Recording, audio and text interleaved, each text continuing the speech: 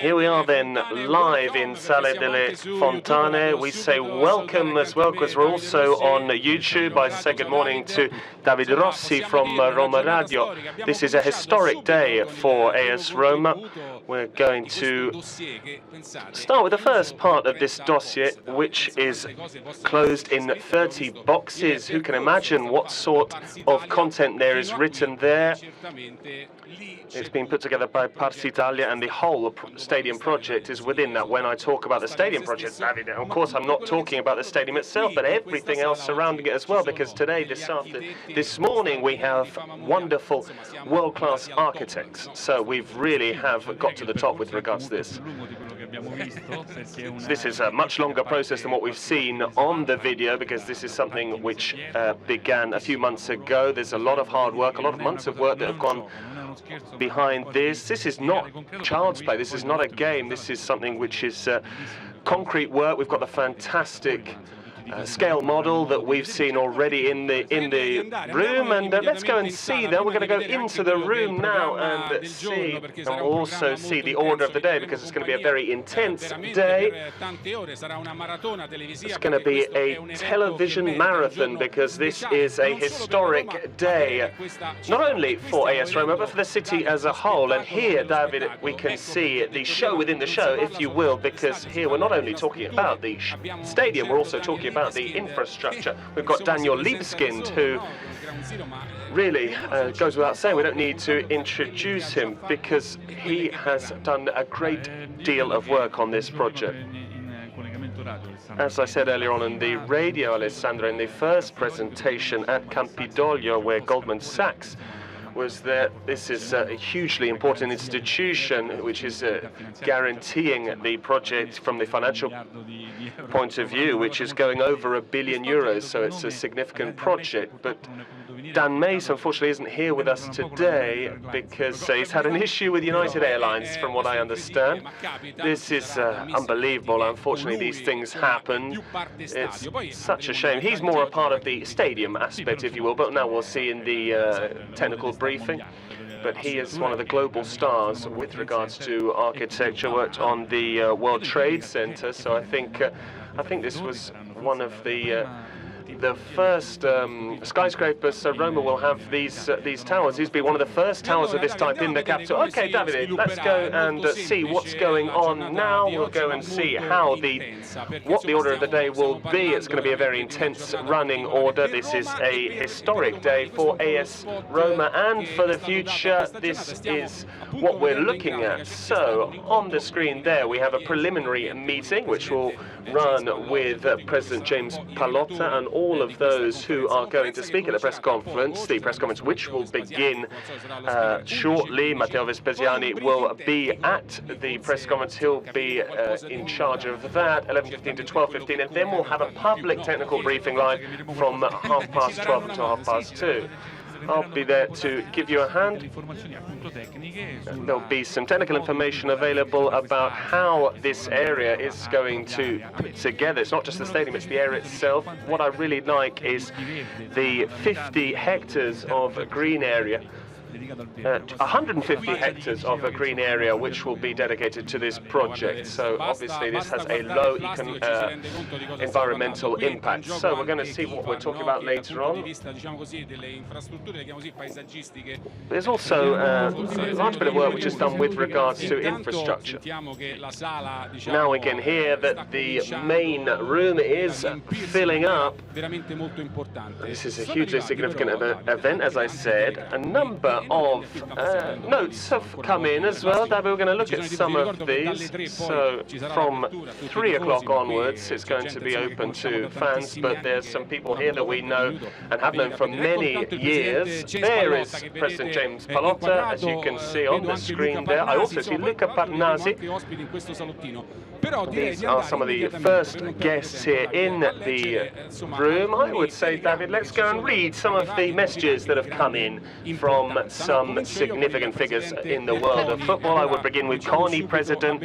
So let's see what Giovanni Malagò said. He said, "I'm sorry that I'm not there this morning, but I'm in Baku for the 2015 European Games. It's important that Stadio della Roma, which has been completely privately financed, can be realized soon, both as a contribution for sport, not only for football in our country, but also with regards to Rome's candidacy for the 2024 Olympics." Giovanni Malagò. And let's have a look at another message, which I think will really please the AS Roma fans. Giovanni Malagò, by the way, is a big Roma fan, born and bred. So I will now look at Francesco Totti's message, the Roma captain. He says, "Our Roma will have a stadium that will represent us in the world, just as our history warrants. This will be a modern-day Colosseum where all of our fans and sports lovers as a whole will be able to enjoy a sporting show, which will also be the peak of their day's entertainment. Children really have the right to watch our games in the best possible scenario. Roma really is a second skin, perhaps even the first skin. We need to love Roma because it's a unique club around the world. I will always have Roma in my heart." Francesco Totti. There's some others speaking here as well. De Rossi says it will be a great step forward for the city of Roma and above all for the Roma fans. Our hope is that we're able to play there as soon as possible. We hope that is the case as well. Then we have a message from Greg Carey, who was speaking about Goldman Sachs earlier on. We know what their role that they've played in this project. So he's the managing director of sports, has said the following. This is a very interesting message. He said, "Since January 2014, Goldman Sachs has been working very proudly alongside AS Roma to finalize the details of the Stadio della Roma. This is a milestone today within this process. Stadio della Roma is a significant project which will have an impact on the team and the city of Rome for many generations to come. We're very happy to be a part of it. This architectural work, if you will have a great, will be a great contribution to the city of Rome. We're obviously talking about the AS Roma angle and the fans, but obviously this will be an architectural project which will be very proud moment for the Roma citizens. Yes, we have seen certain areas built up over the years which have been more focused on the city, if you will, but now this is finally a structure where people can actually spend time on non-match days.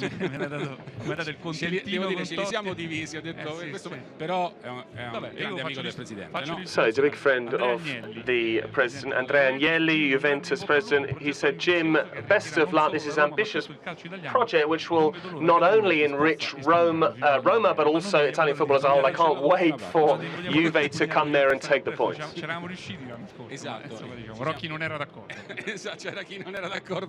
There were those who didn't agree with us last year. But so let's go live to the main event. There's Matteo Vespasiani, and he will introduce the press conference. Here comes the Roma president, James Pallotta, and CEO of Nova, Luca Parnasi.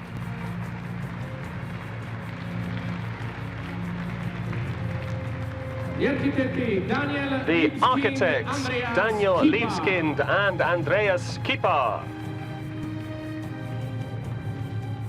The CEO of AS Roma, Italo Zanzi, along with Riccardo Viola, the regional president of CONI, and Mark Panis, who is CEO of Stadio della Roma.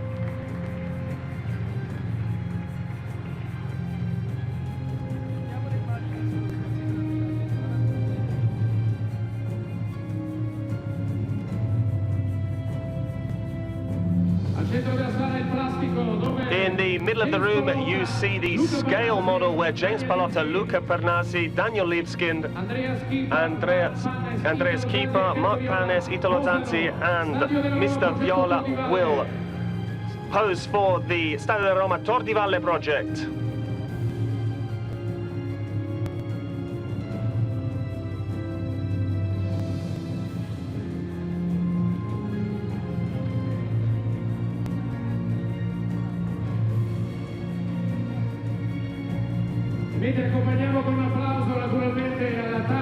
Let's give them a round of applause then as they make their way to the top table.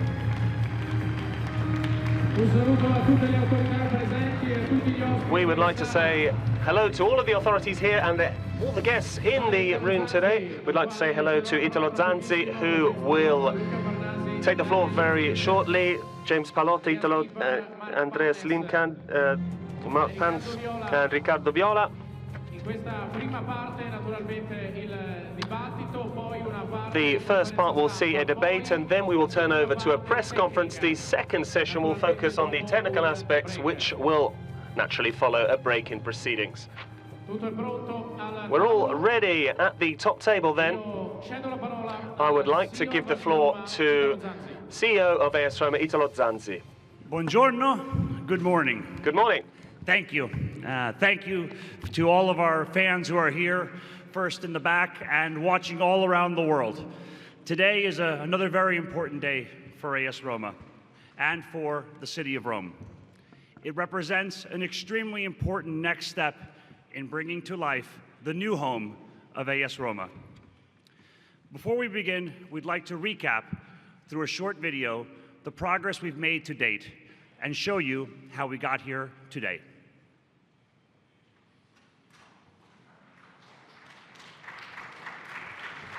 A reality called Stadio della Roma. Soon it will become the home of the Giallorossi, a stadium for Roma and Romans, an entertainment destination open and available 365 days a year. An ambitious project that will accelerate Roma's growth into the top football brand circle, sourced by American leadership's vision and strategy, and strongly wanted by President James Pallotta. A long process that started in February 2012 with site surveys among 80 different locations, which ended on March 26, 2014. On that day, the entire project was revealed in Campidoglio at Roma's City Hall.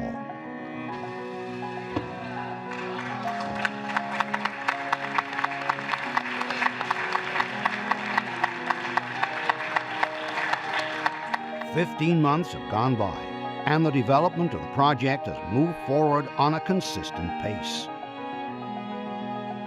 On December 22, 2014, the Assembly in Campidoglio acknowledged the great job done by the club, recognized the project Stadio della Roma as a public interest project, and approved the construction of the stadium in Tor di Valle.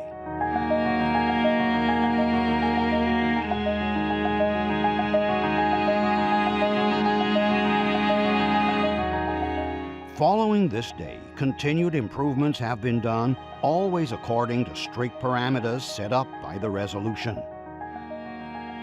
In April, geotechnical investigations started in the place where the structure is going to rise. These are obviously tasks and investigations necessary for the construction of one of the most awaited new stadiums.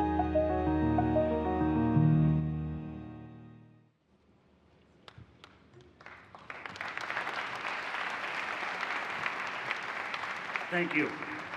As you can see, this process has been strategic, structured, collaborative, and open. We've set out objectives and reached them, and today is another example of this. Before we hear from our president and colleagues, I'd like to underscore that this project is dedicated to sports and entertainment. As you see on the diagram that will be shown above, over 2/3 of the developed space in this project is dedicated to sports and entertainment.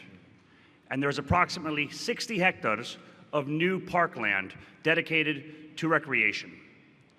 So like many other facets of this project, this is a direct benefit to the city of Rome and most importantly, to the citizens of Rome. In terms of next steps, we look forward to working with both the city and the Regione over the next 6 months to finalize the approval process and make Stadio della Roma a reality. It's now my pleasure to introduce the president of AS Roma, Jim Pallotta.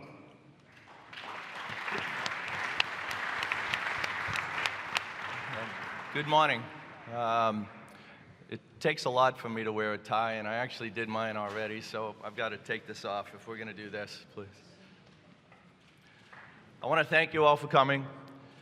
Today, we are one step closer to achieving our collective goal of building a new stadium in Rome as we submit this dossier.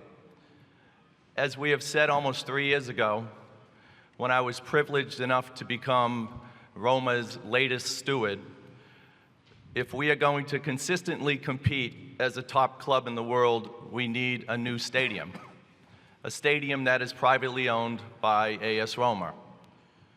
And as we have stated many times, we have assembled the best in class, whether they're going to be the builders, the operators, financial people, legal experts, and many, many others over the past few years. We've been planning this for 3 years now.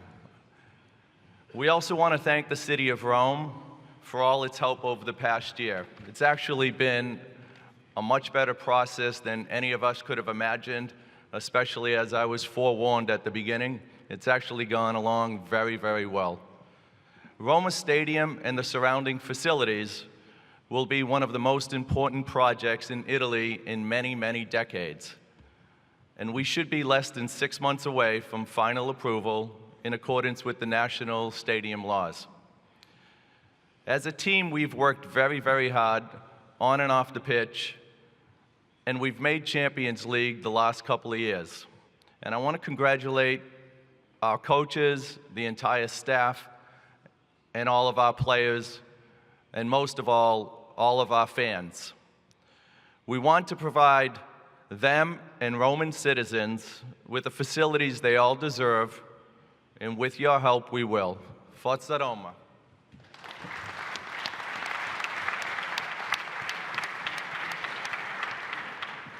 Thank you. Now we have the pleasure of hearing from Riccardo Viola, who obviously has a leadership role within CONI, but also a long history with our beloved club. Mr. Viola? Grazie. Thank you very much. And in this moment mi sento particolarmente emozionato. And I feel very emotional at this moment in time. Why? Because I represent sport in the area.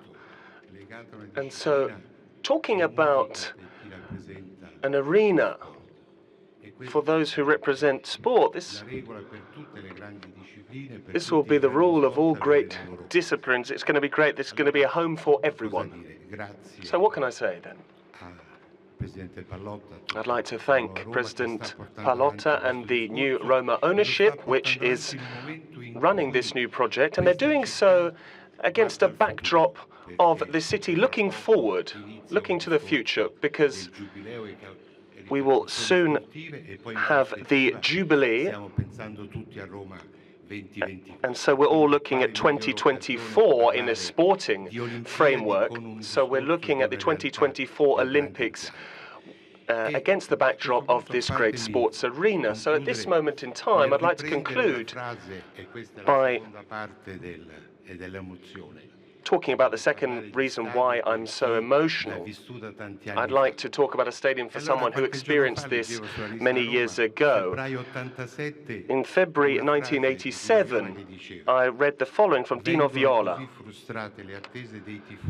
The fans were so frustrated because they hoped to soon have a stadium which was worthy of Roma and their fans, and also be equipped for their young people and families alike.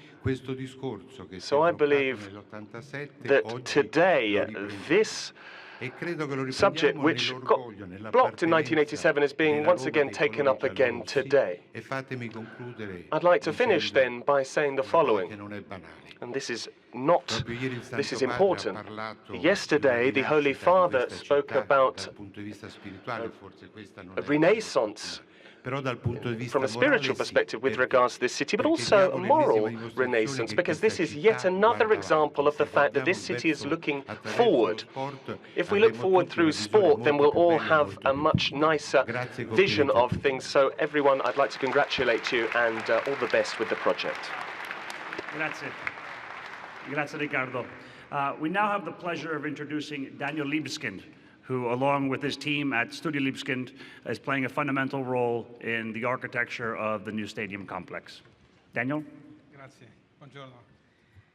Let me share with you the project. It's called Trilogy. Well, it's a trilogy because it's Tor di Valle, it's Rome, and it's the world.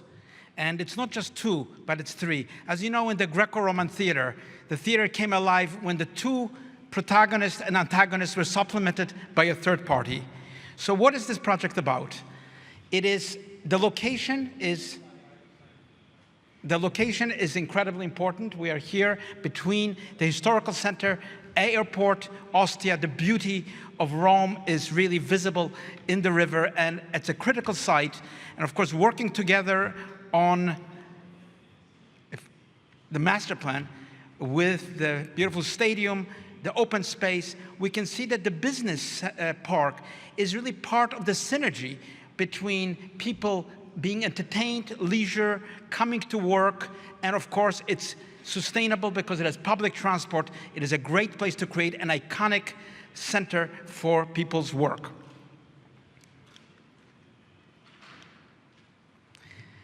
You will see the project from a great distance. From the airport, you will see it. It has to be not just 3 towers from New York, from Dubai, from London. They have to be 3 towers that have the variety, the interest, and the profound history of Roman architecture. And as you get closer to the place, you can begin to see the forms developing, which I will explain in 1 minute. And you can see the 3 towers, different heights, different forms, and yet united in a very fundamental way.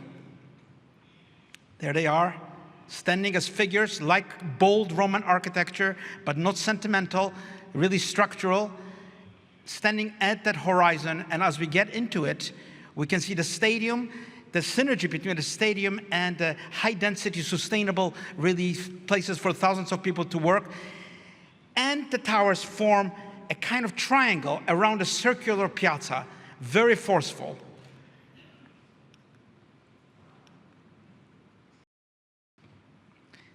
They are not blocks that block the piazza, but dynamic elements that create really a spiral of buildings that pick up the idea of the il concio.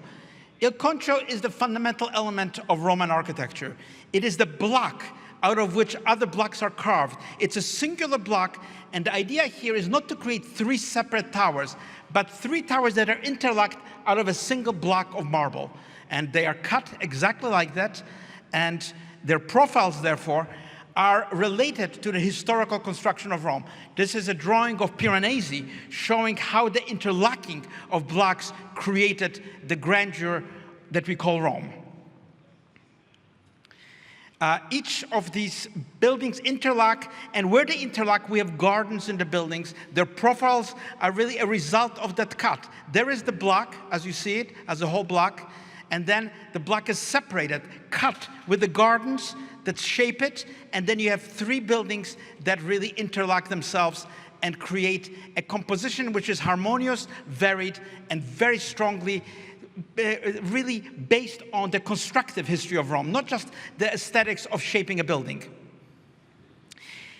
The buildings also have gates. They form gates into this piazza. Really, we have gates, famous gates in Rome, the arches. So they form 3 gates, and you can see that between the buildings, the gates are both on a lower level and on the higher level of the buildings. The buildings are 3 so that the buildings would not be too high.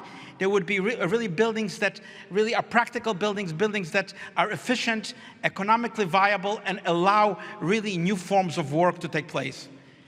Here you can see the buildings with each one has a garden that is interlocking according to the composition of the Il Concio, a very spectacular piazza for people to gather, streets that connect the lower office buildings to the high-rise buildings, and of course modern materials, which means also stone and glass. In section, you can see that the buildings are framed by gardens. They are utilitarian, but they have public spaces, and they really talk to each other in this trialogue. What is important to say is that the buildings have gardens that are very emphatic, that screen the sun, that create growth, that bring a completely different capacity of people to work. It's not just one more large-scale building. These are buildings that really change the atmosphere of work. The buildings are full of life. They're open to nature. They are really changing the social nature of work. And if you think thousands of people, 20,000 people will be working here, this will bring jobs and development to this area. You can see the piazza. You can see the low-rise buildings in the circle. You can see the cores of the towers rising up. And you see the gardens in each plan on both sides of the buildings. And you can see, just a minute, you can see the piazza, which is framed by the geometry of that Il Concio cut in a smaller scale for the colonnade. A beautiful place to gather. The buildings stand strongly, boldly in the landscape of Rome, and you can see that they will create a synergy with a beautiful stadium, public spaces for people to enjoy themselves, and will bring something that is truly Roman to sustainable, green, ecological architecture that has smart buildings that bring people together. Thank you.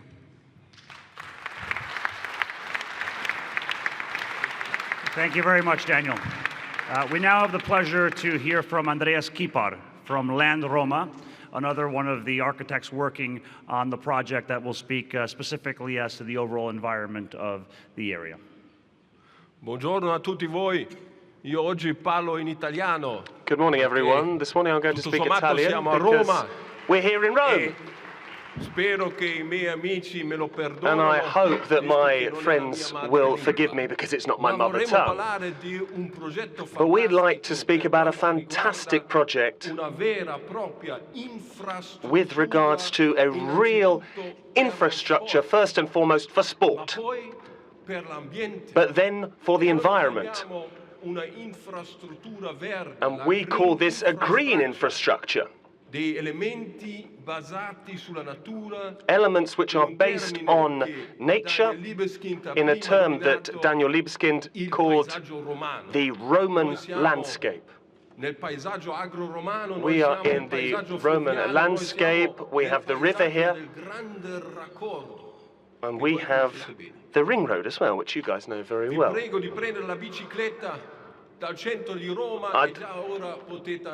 I'd tell you to take your bike from the city centre, and in half an hour you can get to the river side, and you can have a look forward.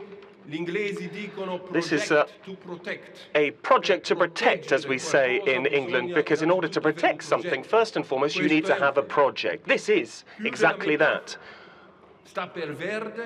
More than half of it is green, new parks, new agricultural parks, river parks, and also an urban park.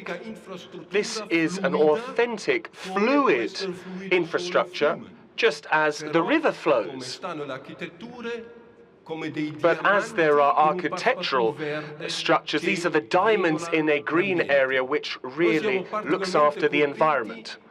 We are delighted that this integration is not going afterwards. The green aspect is coming first. It's the first step. It's the first step towards the regeneration of an area which has often been neglected, but is still very functional, fully functional from an environmental and landscape perspective. But we've been saying for a large portion of time now that no project can just look at itself, can just focus on itself. Future projects are always very large scale. They're generous towards the surrounding environment. They're generous towards the natural reserves which need to be connected to one another, towards the natural resources which need to start to dialogue amongst each other. So this is the real green infrastructure for the Roman landscape. This really is paying tribute to the wonderful Roman landscape that we are planning. Thank you very much, everyone.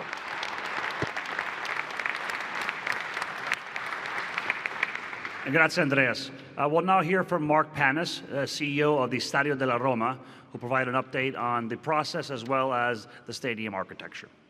Thank you, Elo. Good morning, everyone. It's quite an honor to be here in this tremendous setting, to be able to unveil a beautiful model of the master site that hopefully many of our season ticket holders and fans will be able to come and experience this afternoon. It represents significant progress in this process because this is a complicated and multi-step process that we have to do together. And when we say together, I think the representation we have here on the dais today is quite representative of that. But behind this group, there are upwards of 25 architectural and engineering firms working 7 days a week right now to bring this project to life. And we're thrilled with the level of expertise, and we're thrilled with the progress that we're making. We had an excellent meeting this morning at the Community di Roma, where we were able to formally present the dossier. It was tremendously well received, and it continues to bolster our momentum. Our goal from the outset in this process was to deliver a privately financed civic asset for the city of Rome. If we were to create a building that functioned for 20 or 25 dates a year, we would be hearkening backwards to an era, say 20 or 30 years ago. We needed to create a campus that was going to allow the citizenry of Rome, and particularly our fans, to come and experience leisure activities or entertainment or sports all year round. And we believe the design of this master site achieves that, in that we today have 5 venues that are being built. There is, of course, the main stadium. There is an amphitheater within the stadium. There is a small amphitheater that sits outside the stadium that we'll go through in a bit of detail. And then we have a new classical amphitheater being built in one of the parks. And of course, we have a 500-seat venue that overlooks the practice pitches. So we feel we've built a quite compelling set of attractions. The stadium itself, just to recap, so we're all familiar with it, it's a 60,000 seat capacity. We will typically play at 52,500 to create a more intimate atmosphere. It will be the only fully compliant UEFA stadium under the new guidelines that take effect next year, anywhere on Earth, so we're quite proud of that. The proximity to the pitch will be, from the corners, will be 9 meters, as close as any in a modern stadium football, and the sight lines will be unparalleled. The Curva Sud, which we believe is the heart of the club, will also be able to be configured for a 14,000-seat amphitheater. And that will allow us to attract all types of entertainment acts that will open the building up many more days a year. And it's really significant in that it changes the scope of the building and it changes the entertainment offerings for Romans. The new Trigoria, which is also being built on site, our goal is for it to be the top training facility in the world. In this era of free agency, where players are able to go and choose which club they play at, the ability to recruit players and show them you have the best facilities, ones where you can develop, help them develop their skills and also extend the length of their careers is immensely important. We believe this facility will be able to maximize player potential and give us a competitive advantage. Adjacent to that is the Roma Village. And the practice pitches will be have access sight lines onto the team's new Trigoria training facility from a team-themed restaurant that we have. There's an iconic superstore that we're building.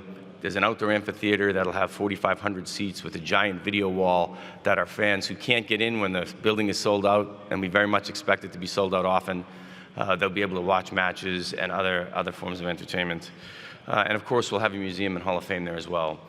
So day by day, our fans, and fans from around the world who are fans of football, will be able to come and experience this new state-of-the-art facility. I think it's really important to understand 2 main concepts as I close. One is The gentleman sitting on the end of the dais have emphasized it repeatedly. This is a new type of building. It is, its DNA is to be a green building, to be a sustainable building, to be a sustainable complex. Andreas was right in saying we've started at the beginning to say how can we make sure that this is a landmark facility and shows all the best things that we can achieve in stadium and entertainment architecture. The second thing is security. You'll hear a little bit later today from the International Center in Sports Security, but this is a safe design facility. You will be able to come there with your children. You'll be able to drop your children off if they're a bit older and know when they're on campus that they're going to be safe, and this is a wonderful place for them to come. And those two elements are really, really important in this build. We have many more steps to take in this process, but we're, again, highly focused on delivering this stadium as soon as possible. And we look forward to opening it and having as many of our fans out there watching us today join us in that celebration as possible. Thank you. Thank you, Mark. Finally, we'll hear from Luca Parnassi, our development partner, a leading force in this development, and a citizen of Rome. Buongiorno a tutti. Good morning, Per me everyone. ovviamente è un onore essere qui. Obviously, it's a great honor for me to be here today, so I'd like to thank you for coming as well. Please allow me first and foremost to really give a heartfelt thanks to the working team, everyone who has allowed us to really celebrate this day, to see this day come to pass. I'm talking about architects, lawyers, engineers, everyone that used their creative force and were really committed to make this day come to pass and to make it a joyous occasion. Secondly, I'd like to thank all of the institutions involved in this process. As Mark Panis mentioned earlier on, there was constant dialogue between all of the institutions at all levels, always focused on the notion of transparency and sharing choices. And I will say that we will really continue in a decisive fashion on this wavelength. The third thing that I'd like to say, if you'll allow, as I'm putting my taking my businessman's hat on and putting my AS Roma shirt on, because I really am a Roma fan at heart, this project for me really can set Roma on its way once again. As you'll have heard, as Daniel Libeskind talked about this project, I felt the same thing. It is a globally scaled project. The whole world has their eyes on Roma at this moment, and recently I was in the building firm in Cannes, and a number of people are waiting for this groundbreaking project to come to pass. They're waiting for it to become a reality. Of course, they're slightly skeptical as well, I have to be honest, but we will overcome this skepticism by the passion that we're putting in, and this courage that means hard work. It means that Roma can finally come out of this difficult phase, and it can also give energy and oxygen to our businesses, which after a number of years of economic crisis are really waiting to become a building site once again. And as a Roman citizen, I think that once again Rome can have an opportunity to bounce back with enthusiasm. We need a bit of just that touch of craziness as well. So I'd like to thank everyone. I'd like to thank Jim. I'd also like to thank my family. I'd like to thank my father who taught me my trade, and I'd like to say the best of luck, because we really hope to see you all soon to open this site up. Thank you very much.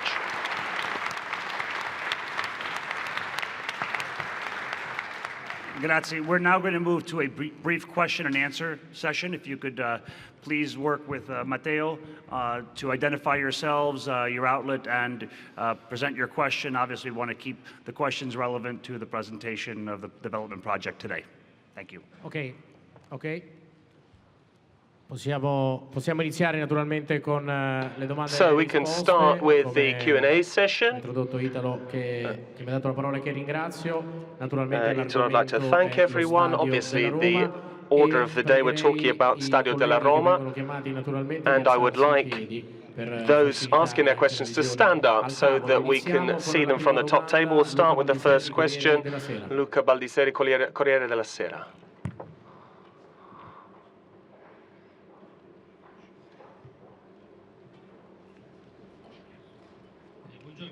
Good morning. Luca Baldisseri, Corriere della Sera. So to come back to the sporting side of things, Roma had to clarify something with the UEFA with regards to their next steps on financial fair play. The stadium, with regards to this presentation towards UEFA, how much of an importance did this have in the presentation to UEFA? So in response to the question, UEFA obviously considered the stadium as a very positive part of our overall presentation.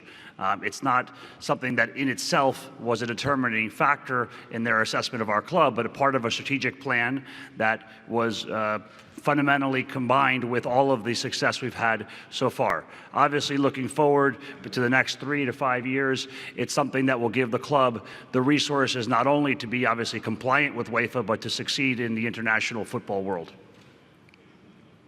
Ok, andiamo avanti, vi prego naturalmente anche di indirizzare la domanda. Matteo Pinci, La Repubblica. Now, Matteo Pinci, La Repubblica.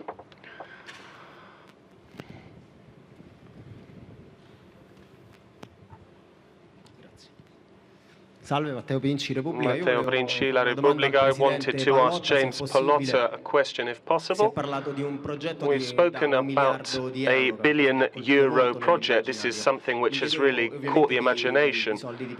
So we're talking about private investment, which won't impact at all on public investment. I'd like to know at what stage you're at with regards to seeking the €1 billion private investment. At this moment in time, if hypothetically you got the go-ahead to start building tomorrow, with regards, would you be able to do so from an economic standpoint? And could you give us some of the names of the partners that have decided to support you on this project, so to just give some concrete details as to what we've spoken about thus far? Thank you. If you give me approval tomorrow, we'll find the money tomorrow. I mean, you know, we know it's a 6-month process or less when we can put shovels in the ground. The entire project, including Luca's piece, is substantially more than €1 billion. We're still figuring out the final numbers on the stadium, but we feel from the revenue projections that this will be one of the most profitable stadiums in terms of being able to handle the financing, and certainly anywhere in Europe. As you all know, Goldman Sachs has been working with us for over the last year. In terms of who wants to invest, we have a substantial list, and I'm positive that they wouldn't like us to name them today, but we don't feel like we're going to have any issue at all with the financing of the stadium. And as we've said plenty of times, you know, we certainly have not expected any money from the city of Rome, and that it's privately financed. I also just want to say one thing, that Dan Meese, who is the architect that we hired about 3 years ago to do the stadium, unfortunately his flight was delayed, so he's not here, and maybe he'll get here in a couple of hours. But I just want to congratulate him because he did a spectacular design, as you saw a year ago, and we've been working on and on to make it better and much more detail as we put in a dossier. But I really think a round of applause, at least from me and Mark and others, is due Dan Meese as the lead architect on this project.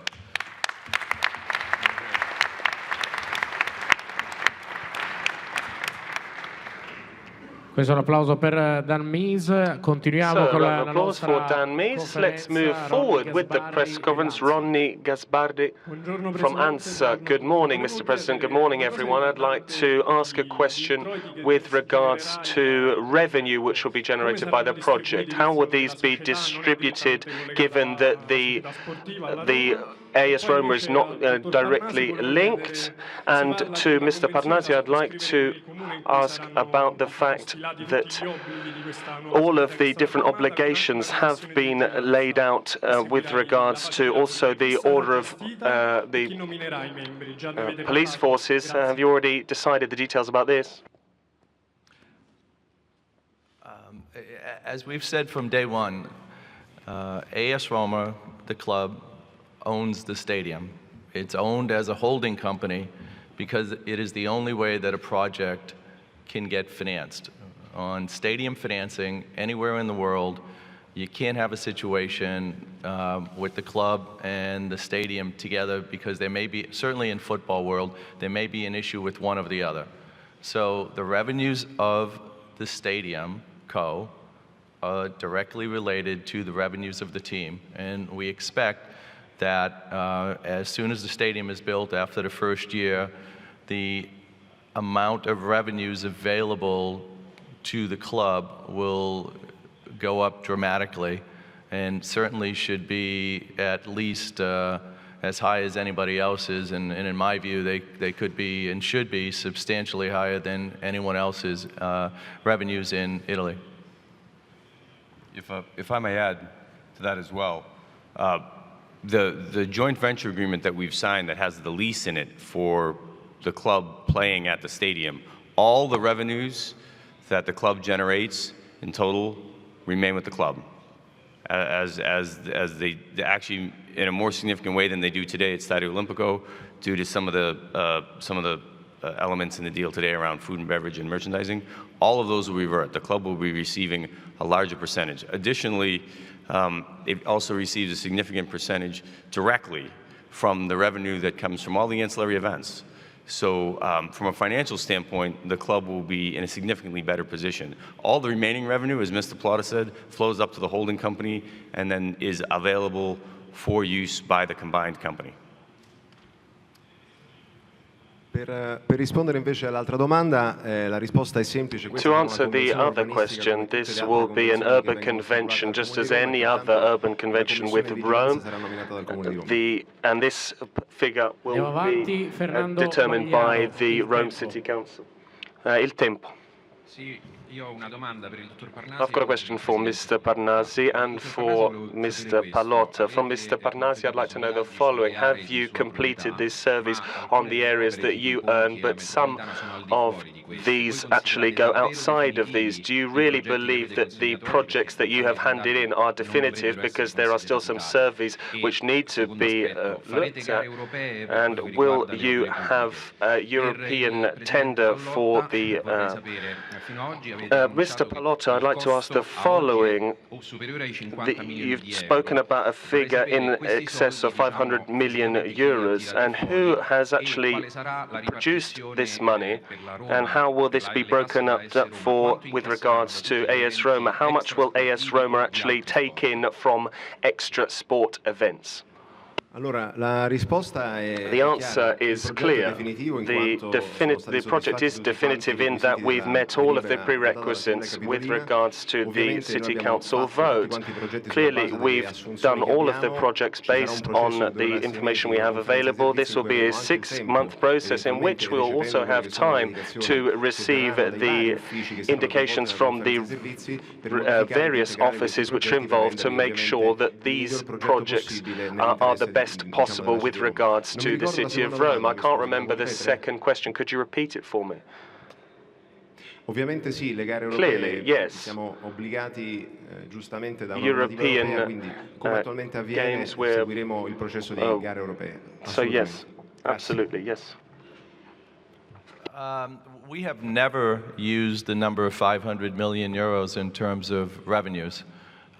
We have always said that our revenues with the new stadium will be substantially higher, and we believe that it'll be the highest level, certainly in Italy, and one of the higher revenue-generating teams in Europe. You know, that I don't know where the number came from of 500 million, so it certainly hasn't come from me. In terms of the revenues for the club, I think Mark just stated it, and I've stated it for the last 18 months. And my position is perfectly clear that the revenues of the stadium will be used to benefit the club in whatever we do. Now, you probably think that all of the revenues are going to the transfer markets, but that's probably not the case. But certainly a substantial amount will go toward continually to bring great players to Rome. But everything that we're doing with the stadium is to the benefit of the AS Roma club and project. I just can't stress that enough, and we've continually said that, and our position's not changing. In terms of a breakdown, we can't give you breakdowns. Chiedo gentilmente di alzarsi in piedi Andrea I'd Pira, like Andrea Milano Pira Finanza. to stand up, Milano Finance. Good morning.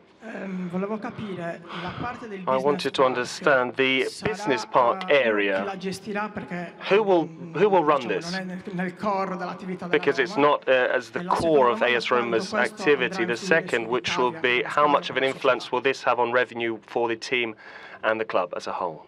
Allora, la risposta è il business park è The business un'operazione park ovviamente che consente is indirettamente clearly an che lo operation stadio which, venga realizzato in quanto c'è once the un stadium is accordo per built, portare avanti questa opera e soprattutto le infrastrutture we will build the pubbliche insieme. infrastructure Per quanto riguarda together. il veicolo, molto As probabilmente for sarà the un fondo immobiliare vehicle, gestito there da will una probably SGR be italiana e stiamo an Italian avanzando su alcune business progetti in behind questo this, senso, and we're quindi looking at a a certain breve number of faremo projects behind sapere this, and quali soon saranno gli we'll esiti. give you the details of the response, the outcome.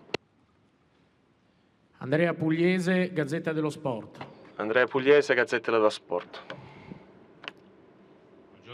Good morning. Io volevo fare una domanda al Presidente I'd like Pallotta. to ask a question to President È un progetto Pallotta. obiettivamente molto bello. Objectively, this is a lovely project. A year ago, Marino, when you presented this at the Campidoglio, said to us that the stadium would never be open before it's completely kitted out in terms of infrastructure with regards to the bridge over the Tiber, the metro, etc.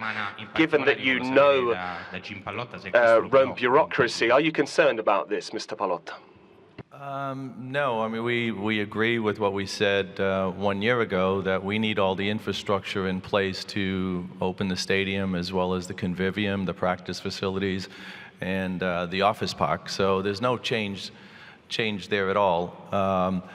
In terms of the bureaucracy, I think I've also kind of consistently stated that we haven't found it to be that bad at all.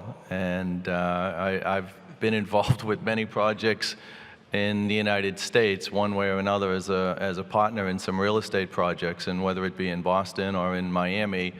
And while you all think that you have the lead in bureaucracy in the world, I can guarantee you that you don't. There are substantial issues in every other city, and I think as an architect, I'm sure, Dan, you can help on that too. But we've actually been very, very pleased at all levels in Rome of how this project has been moving through. And I think from the national side too, we've gotten support, and we'll continue to get it. And we anticipate that the timetable that we originally said is going to be met. If I could add a note about the bureaucracy, just to follow on what Mr. Pallotta said, the idea that in a major city that has a fully mature set of suburbs around it and a fully mature set of infrastructure within it, that you could marshal a project. We submitted our preliminary dossier to the municipality on the 29th of May last year. We're closing in 6 months from now on having all approvals for this project, effectively a year and a half. I would challenge you to find another jurisdiction where something could move that quickly and be done in such a transparent fashion as has happened here in Rome. So to echo Ms. Pallotta's sentiments, we're quite bullish on the reception we've received, and also on how the process will continue going forward. And the meeting this morning at Campidoglio was the most recent evidence of that. There's a spirit of alignment and cooperation that we find extremely unique, and it gives the project momentum. It gives it a certain resolve. And at some point, it gives it an inevitability of shovels in the ground and steel and glass and cement coming up out of that ground. Okay, 2 questions more. Ultime due, Guido Dubaldo, Corriere dello Final two Sport. questions, Guido Dubaldo, Corriere dello Sport. Buongiorno a tutti. Good morning, everyone. La domanda che vorrei rivolgere al Presidente I'd like to the following question to Mr. President, and this is a question which falls back on the previous question, which is as follows. You have a great relationship with Ignazio Marino, the mayor of Rome, with regards to this project. Now, with regards to the new judicial inquiries which focus on the Rome City Council and extends to the Lazio region, which will give the ultimate go-ahead with regards to starting. In light of this situation, I wanted to ask if you're concerned by these recent events or not. You know, I'm actually not. We've gotten approval by the city. We anticipate within 6 months, God willing, we have approval with the region. I think that we all feel that this project for Rome is bigger than any one person in Rome, politically or otherwise. We think it's an incredibly important project, not just for Rome, but we think it's a massively important project for Italy, so that people in the world understand that Italy is really open for business. There are certain regions in Italy that are more open to business than others. I think it's time for Rome to step up, and while we appreciate the support we've gotten from the mayor and from the city council, you know, we all feel that this is a much bigger project than any one person. Lorenzo Di Cicco, Il Messaggero. Lorenzo Di Cicco, Il Messaggero. Io volevo Good morning, chiedere everyone. qualche I'd like chiarimento to ask for some clarification with regards to the time frame that you foresee. A year ago, we talked about laying the first stone by the end of 2015. Mayor Marino, in December, after it was voted at the City Council, said that even they might be able to, Roma might be able to play their first game within the stadium in January 2017. But I've seen that things have already fallen back with regards to the presentation of the definitive project. So my question is, first of all, we talked about European games. So I wanted to know if there are any other delays with regards to that.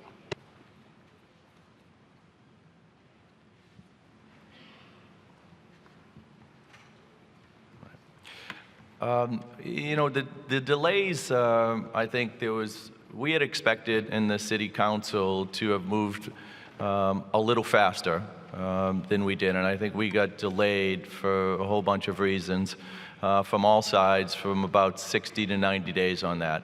But the dossiers we had anticipated to be ready to go by today, which is the date, and I think it's 800 pages or so of a dossier that's in.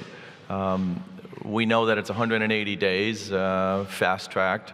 We're hoping that we have provided enough information over the last year or so, plus the much detailed dossier that we're presenting today, that we can move that up. We still anticipate that, you know, shovels in the ground would be by the end of the year, and I think we've always said that it would be 22 to 24 months of construction time for the stadium to be ready. Look, I would like to stay, you know, if any of you know me at all, my patience level is fairly low, and I would have liked the stadium to open the first week that I was president. But it's not a question of bureaucracy, it's a question of making sure the details are all taken care of, because it's an incredibly complex project. It's a very expensive project, and if you don't do it right the first time, whether it's cost overruns or other infrastructure issues, that's just not something that you want to happen. So we have to be extremely careful on how we present this. I think everyone up here has done a spectacular job on that, and if the timetable's off by a couple of months, you know, so be it. We just have to get it right, because this is a facility, both the business park and the sports and entertainment piece of it, that should be here for a long, long, long, long time. Possiamo andare avanti ancora qualche minuto. Mario Mattioli, Rai Sport. Mario Mattioli, Rai Sport, then. Got time for a few more questions. Good morning, everyone. First and foremost, congratulations for the size of this imperial project, this imperious project, if you will. I think Mr. Parnasi will be able to answer my question. The 40% that will come from expropriated ground, is this work already underway, or will it begin once everything is definitive? And to make things clear to us, have you considered, with regards to the neighborhood, the rather precarious neighborhood, if you will, between Rome and the south area of the city where Tor di Coval, there's too many people in these two areas? Allora, rispondo che sul tema degli I'd like to answer then by saying that the law is very clear on this with regards to the procedure. Pensiamo che si possa divenire anche degli accordi con direttamente i Obviously, proprietari. we think we can have agreements with owners because there's no point acting in a certain fashion if we can dialogue here. With regards to transport, I can guarantee you one thing. You can't simply, when you're making a significant contribution to transport, it changes the whole face of the city. With regards to extending the metro, we're also going to build 3 bridges, and we're also going to create a highway network. So I can guarantee you that all of these studies and the analysis that we've done with Systematica, which also worked on the Expo project, they said that traffic will improve significantly, even in critical circumstances. So the infrastructure that we're putting together won't only serve the stadium, but it will also serve the city of Rome as a whole. These are provisions that we've put in the dossier. All of the technical and practical details are contained within the box that we will wear. So in the Via del Mar Ostiense area, unless you knock down a couple of million houses, where will the road go? Do you want me to go through the entire project? No, I'll tell you.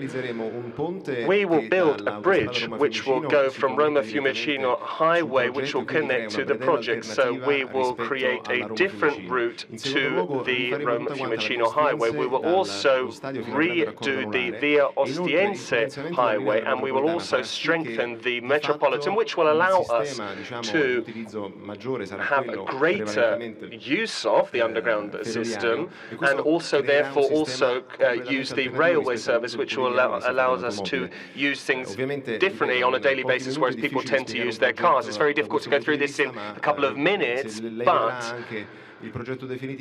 once you see the definitive project, you will realize that both in terms of Roma Fiumicino and Ostiense, these 2 highways will see significant changes. Thank you. Rosa Villani. Good morning. I'd like to ask a question to the architect, in fact 2 questions. Clearly, he's very inspired by Roman architecture with regards to the columns. I'd like to know which piece of work that he'd actually considered with regards to the towers. And then I'd also like to know about energy efficiency. Sustainable is a very vague term, if you will. I'd like to have some more details on the energy efficiency solutions. Thank you. Well, you would have to be a very stupid architect today if you don't use the highest standards of efficiency in a building, in a high-rise building.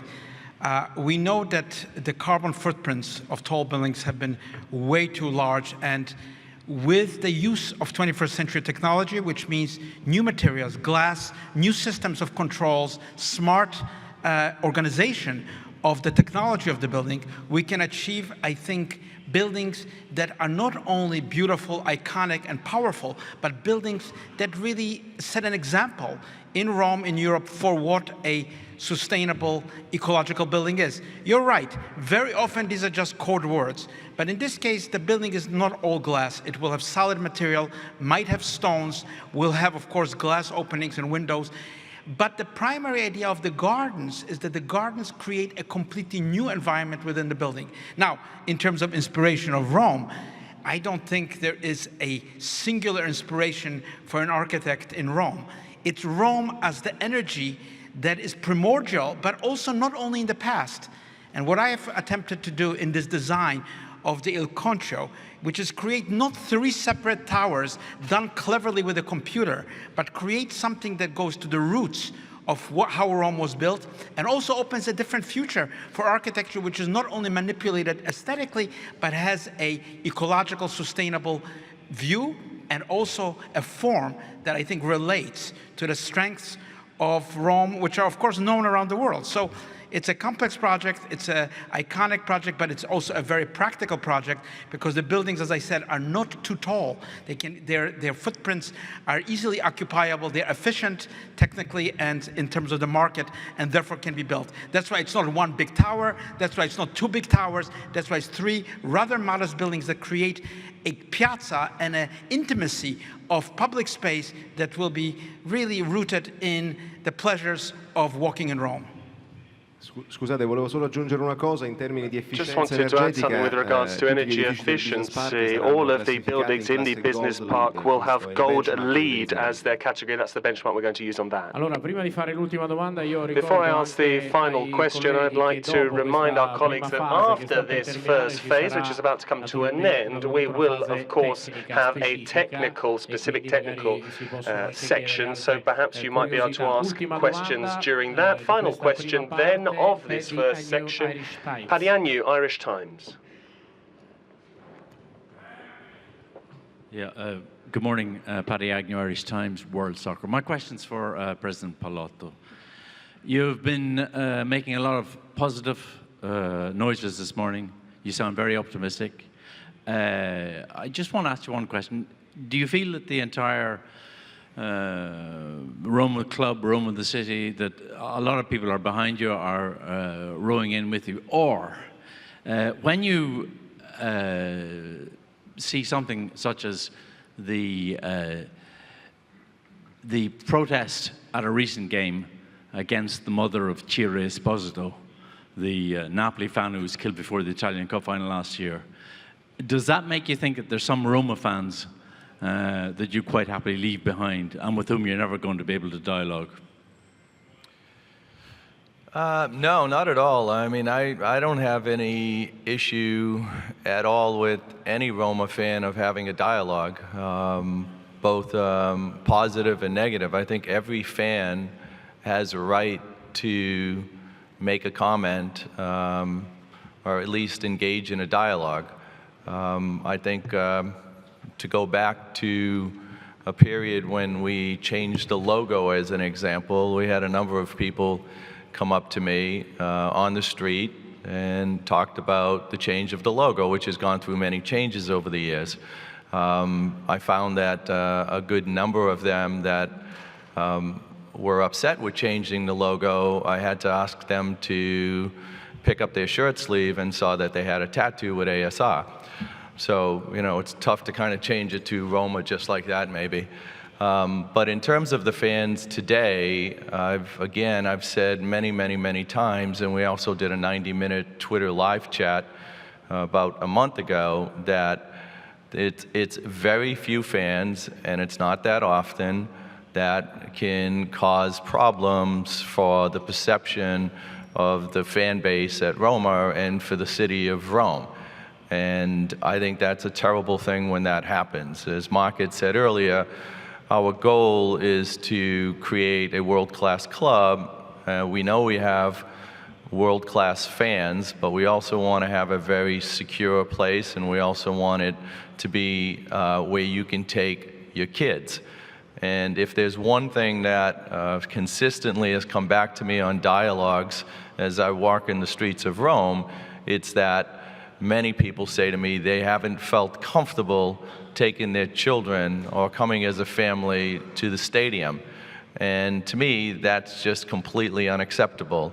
So on the grounds of the stadium, certainly, I just don't believe that those types of activities should go on, whether it's violence, whether it's racism, or any other issues. I just don't feel like they should be part of the conversation at the stadium or as part of our, really our fan base. But as I said at the beginning, I'll have a conversation with anybody and I'll listen to their views. I may have very, very, very strong views on how I would like to see things go here, but that doesn't mean I'm not open-minded on it. And I feel very confident that there have been major positive changes that have been going on over the last 3 years. And we're trying to do our part by consistently putting a great team on the field and providing other amenities and services to the fans. Grazie, io affido la parola al CEO of AS Roma, Italo Zanzi, per la chiusura di questa prima parte. Italo Zanzi, CEO, to close the first session. With this submission, we continue to be even more confident in the process, the plan, our partners, and the purpose, most importantly. When we're finished, AS Roma will have a world-class home. The city will have an asset that brings jobs, revenue, and investment. And most importantly, the citizens of Rome will have a modern complex that makes the most beautiful city in the world even better. Grazie e forza Roma.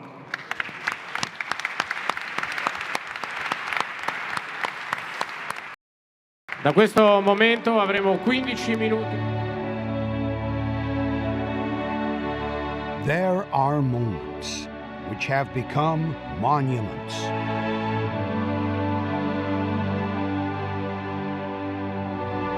Men who have entered into the history of Rome and AS Roma.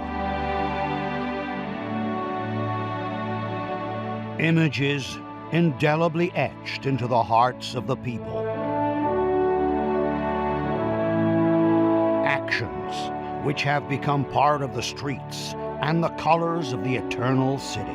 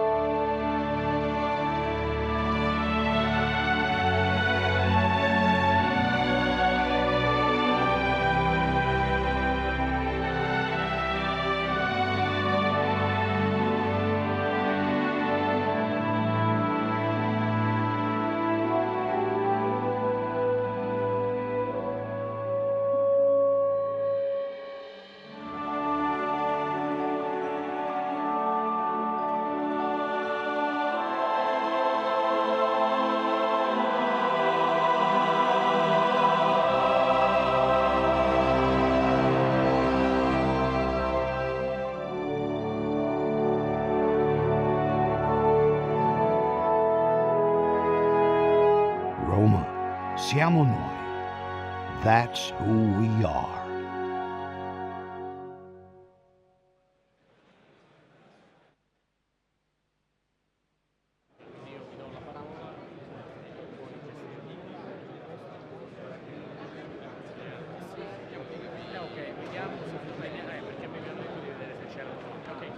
Alessio è importante. Loro, Simone Contasta di Forza Italia e Giovanni Marrocco di Bellise faranno adesso la parte mi chiedevano di vedere se ci sono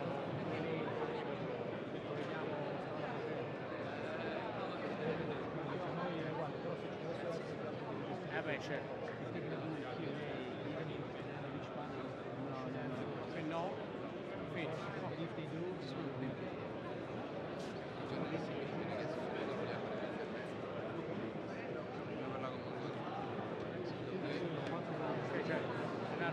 le statue tecnica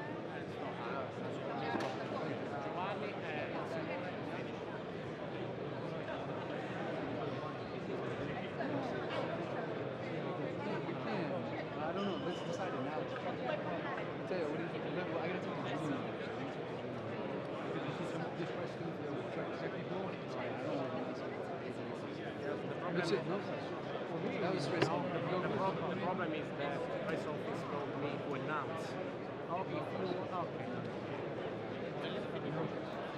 Technically. Are you going to do the first introduction? Here we are then back once again at Salone delle Fontane. The press conference is over now, and we've also had the Q&A session. We've heard a number of different questions and answers from all of the stars and all of the speakers at this press conference. And in a few moments' time, we're also going to hear, we're just hooking up President James Pallotta with a microphone, and we're going to ask him a few questions on this press conference, which obviously was very significant. David, let's start then. Let's think of some questions for the President. I don't know if the President has the translation or not. Okay. What does this mean for you personally? Today? Well, I think, today is just one more step in that. It's not working. Okay. Right. So I think today is just one more step in a journey that we're attempting to get that stadium finished in at least the shovels in the ground in 6 months. So the last couple of months, there are a lot of people who have spent an awful lot of time, 24 hours a day, putting this dossier and this model behind us together. So it's just one more, I'll be happiest when we open the stadiums and, you and I can run in together and play on the pitch and so, but it's just one more great step. Yeah. In a press conference, we have a top of architect, dummies, Libeskind. What do you mean this for the AS Roma supporters? Don't understand what you're asking me at all. So there's Dan and there's Dan, and what's the question? In the press conference we have dummies, we have Libeskind, right. a top architect, a top engineer. What do you mean? What do you think this for the AS Roma supporters? Well, I think when you can see the model of the stadium and you can see the buildings and the office park and everything around it, I think that it's something that will be in Rome for a long, long period of time, and I'm sure it won't quite be looked at like the Colosseum. Or so, but it would be nice to, be one of the top buildings, certainly in the world or in Europe. I think the fans will be very happy. Everything started with a vision, I think. Right. Is this going exactly in your vision, or is it going farther? No, I think, look, we have a great vision, and we are doing a lot of things behind the scenes, and we have a lot of great plans on what we want to do over the next couple of years. I think, as I stated up there, I'm actually not a very patient person, it seems to be. It could be my ADD or something like that kind of kicks in all the time. Is it going along the way I thought it would? I think pretty much on it. I don't think we've had any major stumbling blocks. I'm happy that the team has made Champions League the last couple of years. We all know there are things that we have to do to improve, but that's going to happen forever. 5 years from now, 10 years from now, every team and organization is trying to get better.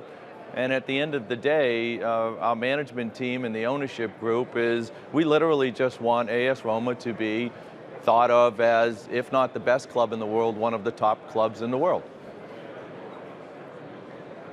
We have a lot of telegram. Do you read the telegram? I haven't seen them yet. No. Oh no. What did Andrea say? John Garber is an incredible result. Oh, that's great. What did Andrea say? Okay. There is Mian, for example. You know where Mian? Yes. Yes.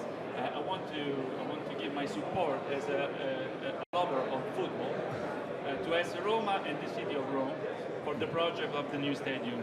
Rome is a very huge town and very rich about the history of football. This is the exact way for the construction of the stadium to be in the future, and to be everybody has to know this stadium, because it's right like that. No, that's great by Mia. I mean, that's spectacular. One of the smarter things we've done is asking her to be on the board of directors, and I think it's about 7 or 8 months now that she's been on. And again, behind the scenes and out front too, she's been a tremendous addition to us on the board. I mean, she's constantly asking what she could do for Roma, and I think her second city, if not her first, is Rome. What do you say in the final, President, as Roma support? This day is very important for us, it's very important for the city. Right. You know, I just want the city of Rome and the fans to have faith in us that what we've said 3 years ago, it's almost 3 years ago, it'll be the end of July since I was lucky enough to become president, that everything that we said we would do, that we're actually doing. You know, there are mistakes that we're going to make. I mean, that always happens.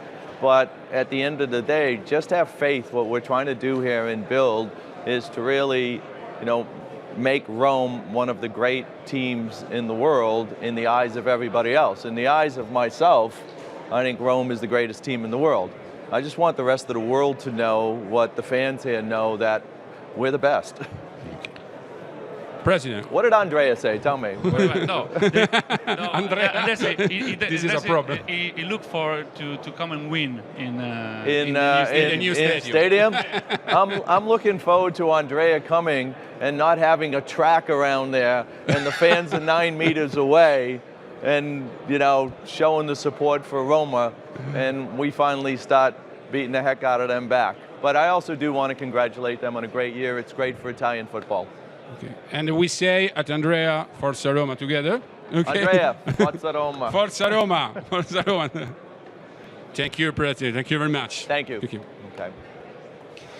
E abbiamo ascoltato James Pallotta. So we've heard from James Pallotta. We even had to dust off some of our English as well, because unfortunately the simultaneous interpreting came down. But I hope that it will work now for Mark Pannes, CEO for Stadio della Roma. Welcome along, Mark Pannes. Obviously, it was Mark should have the simultaneous interpretation. So we'll ask Mark first and foremost, what does this day mean? It's a very unique day, it's a very significant day. What does it mean for Rome and for AS Roma and for tomorrow, the future? First off, guys, thank you for putting on this amazing production, Roma Media. It's brilliant, and it's important. When you ask what this day means, this is how these projects get completed. Step by step, setting deadlines, being transparent, delivering on those deadlines, marching forward until it becomes inevitable. And that's what we're doing. And you start to see the change in attitude from people. You know, when I first started this project a couple years back, people would say, hey, good luck with that one. We'll talk to you soon. And now it's an entirely different dialogue. And so people realize this is going to happen. We're going to build it.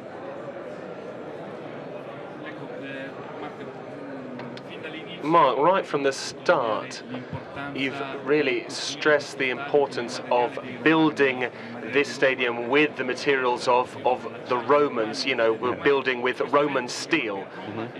This event is called For Rome and for Romans. I think this really demonstrates the importance of today, not only for the stadium where football matches will be played, but also an area for the city as a whole. For sure. This is going to change people's lives. There are going to be people who grow up, and this working on this project is going to be a catalyst for them to start a career or to continue a career. There are companies that are going to prosper. I mean, as we look at this project, we can honestly say that the scope and breadth of the cooperation we need to get it done is massive. And the really important thing is just what you said, it's done locally. Sure, we're bringing in international experts because we need this to be super successful. And frankly, there haven't been a lot of stadia built in Rome or in Italy in a long time. But those experts, you know, they're lending expertise, but the muscle, the grease, you know, the work, the heavy lifting, that's happening here. It's happening with the citizens of Rome. And that's great news. Mark, all great results come through teamwork. Everyone has really worked on this, engineers, as we said at the top table, but everyone has really worked. So I'd really like to thank you for taking on this significant role. Can you really talk about the frenetic last few days, over the last few years, in fact? It's been very significant, the work you've put in. Well, I'll tell you what, I've had tremendous support from ownership and from the front office at the club. Well, rather than talk about what I've done, I'd like to talk about our team. Because our team, the Stadio della Roma team, is pretty amazing. Gennaro Lear, who joined a little less than a year ago as our chief of staff, is is as competent and hardworking and produces more quality work product in this project than anyone I've ever seen. Pars Italia, development partner, they have a gentleman named Simone Cantasta. He's their executive vice president for project delivery. He's unbelievable. He's marshaled this whole thing forward. And finally, the gentleman at Lend-Lease, we call the maestro, Giovanni Maracoli, he's coordinating the master site. And each of those three gentlemen has a significant team below them, working with them constantly, making sure everyone works together. So it's freed me up to focus on some really, really important aspects of getting the design right, making sure it's commercially viable, making sure we have the right relationships at the political level. So in that sense, I'm grateful and honored by the opportunity we've had here and by the crew we have behind us. Congratulations, Mark. You're doing fantastic work, and we're very excited about all of this. Thank you very much. Thanks. Thank you. We thank Mark Pannes, and in a few moments' time, we will be joined by. Ciao. Arrivederci. Okay, I think we can carry on. Oh, now after a kiss from Mark Pannes, I'm just going to shake the hand of Luca Parnasi.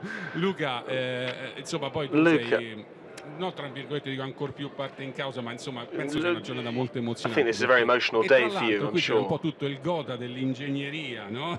And then there's the whole range of engineering here with regards to architecture and so on and so forth.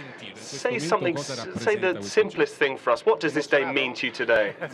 Yeah, I'm very emotional, absolutely, without a doubt. But I think this is a unique opportunity for me, because this really is an international project. This is an opportunity that Rome has, that we entrepreneurs have, to show that finally we can actually put together these large-scale projects in the capital. I think Daniel Libeskind really is an architectural icon that, in my mind, really will bring back recall some of the most significant architectural works from ancient times. I think the team, excuse for the euphemism, but I think AS Roma really is a unique team. We've had a lot of professionalism, there's been a lot of pragmatism. We really have had a huge notion of passion. What really struck me in the slides that we saw is it's so green. We've spoken a lot about how green the project is, but I think, Luca, this is a bit, this will change the Roma skyline, you know, a bit when you're flying into New York and you see the skyline, because this is going to be the first thing when you land at Fiumicino. It's fantastic. We saw this on the slides. Absolutely. This is going to be Rome's landmark, I hope, for the coming centuries. With regards to eco-sustainability, we've really worked significantly here. Andreas Kieper is, without a doubt, one of the leading figures in landscaping of projects like this, and clearly there's, with regards to the towers and the green aspect of the towers, this is the first example of having plants within these buildings, and I think this will be the highest levels of eco-sustainability possible. And Daniel's idea to start with the conch, which is a bit like a diamond when you cut diamonds, to have this amazing window into things. I think it's a unique notion around the world. Can we say that they're a bit like the Messi and Ronaldo with regards to the world of architecture? Yeah, Messi and Ronaldo, I think that's a nice description. There might be a bit of Neymar in there as well. And Totti, hey, come on, hang on. Totti as well, yeah, we couldn't leave out Totti. I've also got a personal question. Is there a rivalry between Parnasi and Baldissoni in terms of five-a-side football? Who's the better player? I want you to reveal this on air.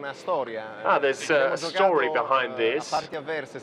We played against each other without knowing each other a few years ago. A fight nearly broke out. So I'm still saying that I was the one talking to the referee to try and calm things down, but no, absolutely not. He's a wonderful man. He's a great management figure, and I have to say that he's also an excellent footballer. footballer. Not many people know this, but he's a terrific midfielder. Terrific. Luca, thank you very much. Thank you once again. We thank Luca Barnasi and Davide. Yeah, we've understood a bit more about the project thanks to this little chat, and I'm amazed by this. We're always talking about football on a daily basis. We talk about other things as well, but Libeskind really gave me this amazing feeling. He was so convincing, so persuasive. From 3 o'clock, we should remind Alessandro this is open to the general public from 3 o'clock. So we're at the Sala della Fontana, and it's quite easy to get here. You've got the opportunity to come down and see the scale model. AS Roma fans should come down and have a look at this and take some photos, I would say. Get down here now, because this is absolutely spectacular. It's wonderful, I have to say. This scale model really is impressing everyone. We've got a word from Rudy Garcia. This will be our home, it'll be everyone's home. It'll be the Colosseum's little brother, and it'll also be our garden where we will win trophies. Nice what the president said to Andrea Agnelli, wasn't it? People might realize that we are talking about the Roma coach of the future, Leandro Castana. Leandro said the following: I'm very happy that the stadium project and the surrounding areas is going forward. I'm sure there will bring a lot of joy to the city of Rome and to our team. I can't wait to play there. We are now being joined by Managing Director Mauro Baldissoni. I think we might do this one in Italian now. We've had full immersion in English. We've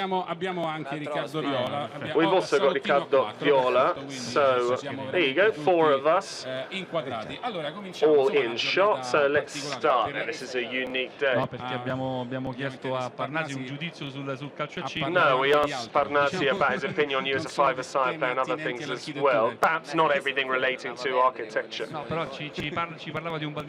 He was talking to us about Baldissoni. He was spending too much time talking to the referee, but he said you're an excellent footballer. Mauro, today is obviously a very unique, special day for AS Roma and for Romans. I think this is like an advertisement, if you want to. We witnessed a very interesting press conference with some significant figures. We talked about the Messi and Ronaldo of the architecture and engineering worlds. Yeah, I completely agree, and I think it's important to stress something that's perhaps been overlooked with the comments that have come out over the last few months in the press.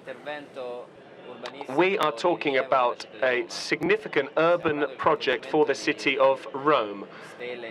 We are bringing together internationally recognized stars of the world of architecture. This is obviously an asset for the city.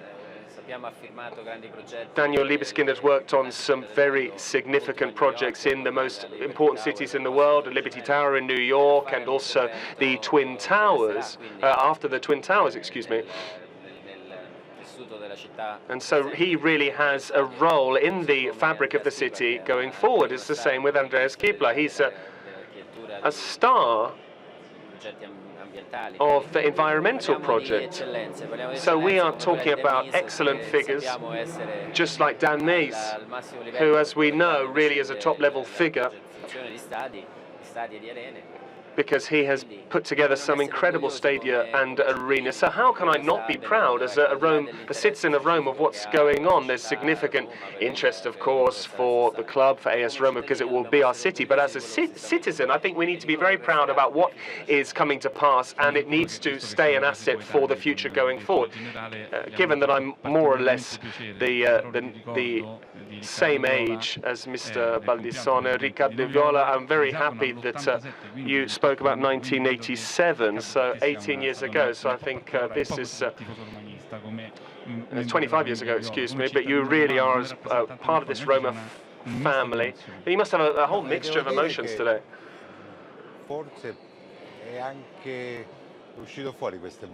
Yeah, and I think my emotion came out as well, in the sense that the first time I had a bit of a delicate situation. Why? Because the whole array of things that came together, you want to say everything, but you've also got to follow the program, the agenda. So what I should have said was that I should have said, good morning from Giovanni Malagò. So I'd like to now take the opportunity to do so. So the president of CONI, Giovanni Malagò, says hello to everyone. So today, I am here speaking as a representative of CONI for the region, but I also represent all of the different areas of all of the different. I've also got a very special attachment to this. So, had the Rome City Council said no, things are even more valuable, even stronger because of that. I'd now like to say something. I didn't say something in the press conference, and this is as follows. In the 1986-1987 season, Roma were on their own. There was Rome City Council and CONI who didn't agree with these projects because it was chosen, they chose to restructure the Stadio Olimpico. Whereas today, CONI is the first supporter, the first person behind this project. We're all behind this. Why? Because we're looking forward. So, a sign like this coming from a footballing authority really is the driving force behind this, which is saying that Rome is not what we read in the press every day. Rome is the city that wants to look at sport, wants to look forward, wants to look at a number of different things. Final question then, because we're about to start. Matteo Vespasiani is calling us because there's a very significant technical meeting, but I'd like to ask Mr. Baldissoni for whether he's already imagining himself inside the stadium, looking at the slides and so on and so forth. I've been to see the structure on a number of different occasions. I need to buy my dad a fantastic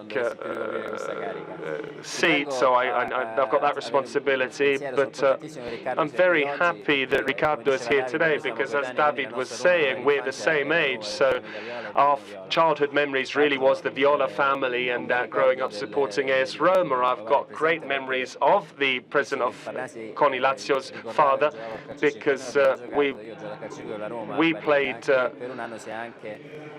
table football, which actually was held inside the training ground at Trigoria.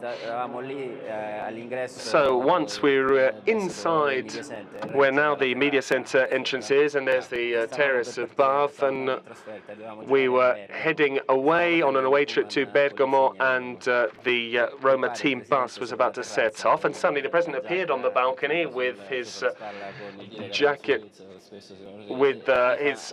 on his shoulders, without the sleeve.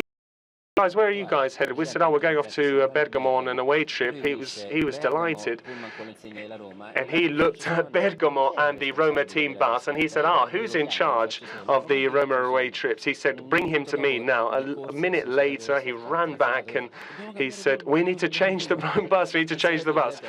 Because clearly, the bus was, if we sent a Roma-branded team bus to Bergamo, how do you expect it to come back, given the rivalry between the two sides? But it's great to see Riccardo here today, because clearly there is a link not only with regards to the projects of this club, but also in terms of the emotions and the experiences that we had from one ownership to the next, and that make this club the great institution it is today. So the club is going to be a great institution thanks to this Stadio della Roma. We thank Mario Baldissoni and also Riccardo Viola, and we will also now keep tabs on the technical meeting. Thank you very much. Everyone will go live to Matteo.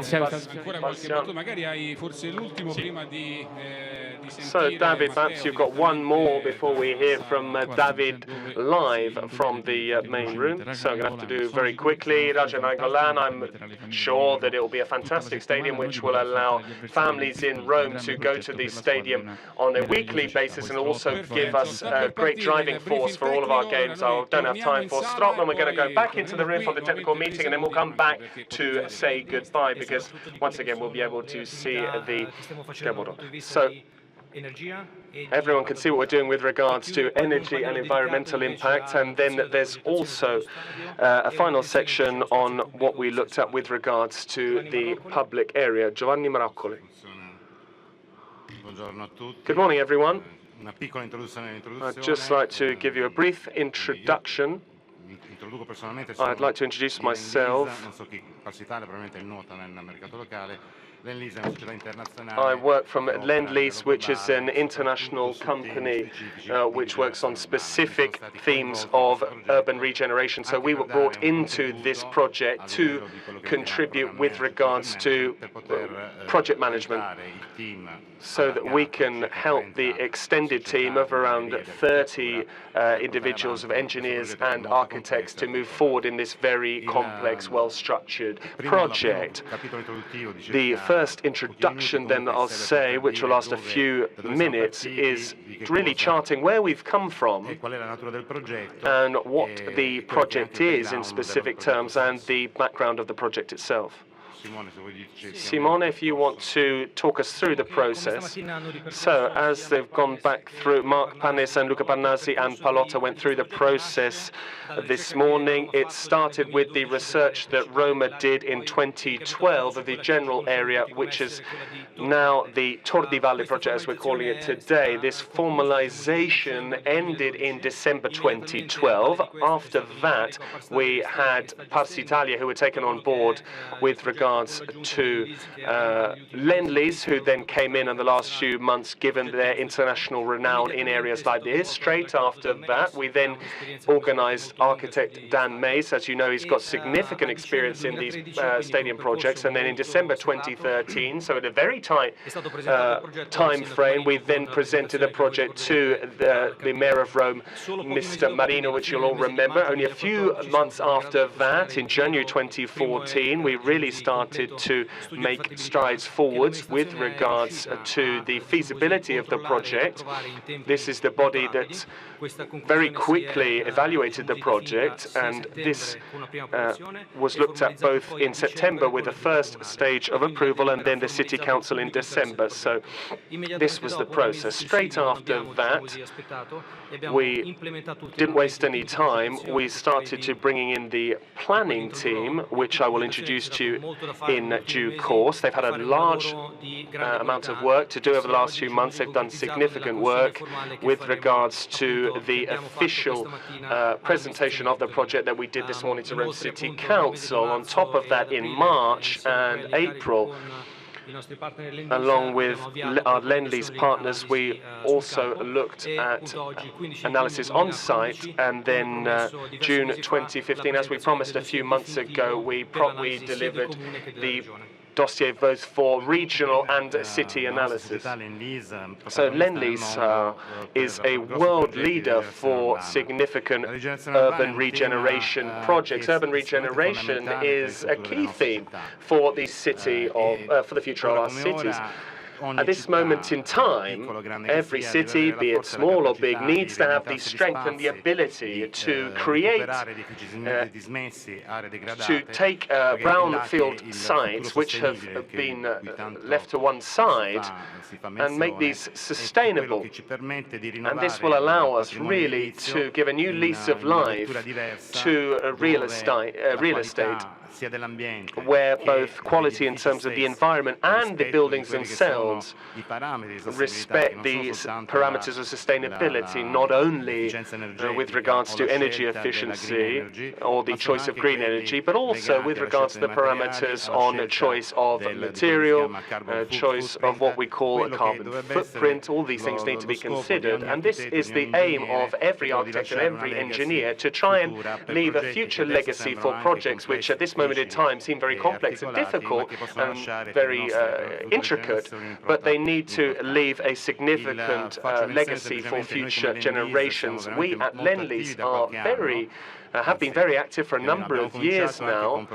We began with projects such as the Olympic Park. The Olympic Park is an example of how sporting events can take place before then leaving a future memory, without this simply being a case of it all being gobbled up and move on from one day to the next. We are now working on two significant projects, Elephant and Castle in London and also the International Court in London. And also we're working with Barangaroo in Australia, where we're working on neighborhoods which have been regenerated, and all of the produce is now being put together in an innovative fashion on the market. Tordi Valle has a rather unique history, because it's nearly 150 years ago that, excuse me, 50 years ago that so there's significant love for horse racing. This is where, so I'm a big horse racing fan, and also and also with regards to the famous film Febbre del Cavallo, which was used for filming. So this is an iconic site, all things considered. At the end of the 1990s, the sporting facility was opened, and now it's suffering the economic crisis, which is hitting the sector very hard. So it's moved from a glorious past, where the best horses trod this track, and now unfortunately it's being cast by the wayside.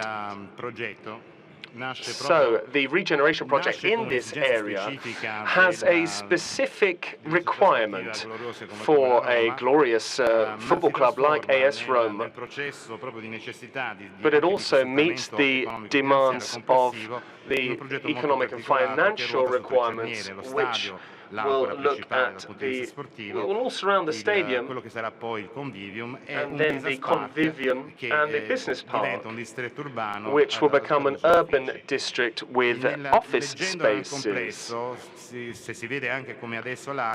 If you see the area at this moment in time, the notion is to try and change this brown field into an area where a stadium can also have entertainment facilities, office facilities, so we can have sport there, and also use open spaces such as the river park, the urban park, the agricultural, and so on and so forth.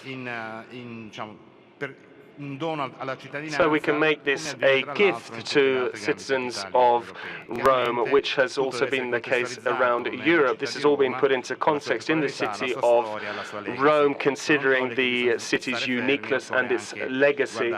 We can't just rest on our laurels, we need to look forward.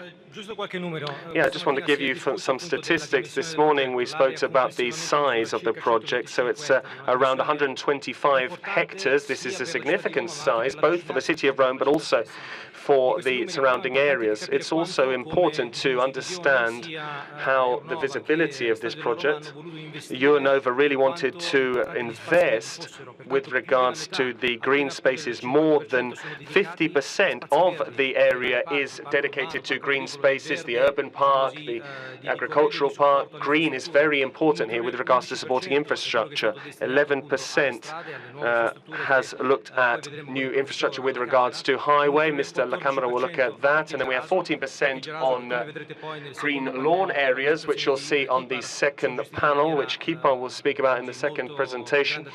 And we've been very clear on that. A further 15% on public squares and spaces, these areas which will allow people to live their everyday lives. And then around 10% will be taken up by private buildings. So when we talk about the significant impact about what is being built, only 10% is actually going to look at private buildings. This is all within a system which 90% which will be actually put together in a different fashion for the city. As for the program, this is something else that Italo covered this morning. This is a mixed site, as you've seen. There's a great balance between the different functions. 36% will focus on the sport, first and foremost, with the stadium, then the training ground and Roma Village, but 33% will focus on entertainment, with 31% which will look at the club, which will look at offices, which will also have those 3 towers that we saw, but also lower level buildings. I'd like to finish by saying the following. What was the vision that we shared? First of all, we wanted to ensure that this project, in terms of its quality and size, became a new iconic reference for the city of Rome. And the numbers can do just that. We want it to be an area which would create employment. We saw this morning about how the private investment will total more than 1 billion, nearly 1.5 billion people. So this will create thousands of jobs and a further 4,000 jobs going forward.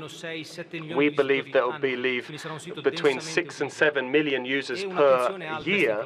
And we're also trying to make sure we ensure best-in-class practice. And I would like to now move on to those working on the stadium. We really have made sure that we've chosen the best Italian Roman businessmen, along with those who are the best in class with regards to their international specialization. Here we have a list of the more than 30 studies. You'll see Mays, you'll see Arup, a whole host of things, Kordesky, Libeski, and all of these consultants that have worked a great deal to allow this day to come to pass. So I'd like to conclude the introductory part, and I would give the floor now to Agostino,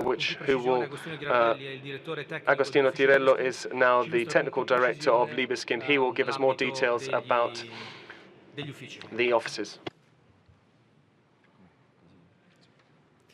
Buongiorno a tutti.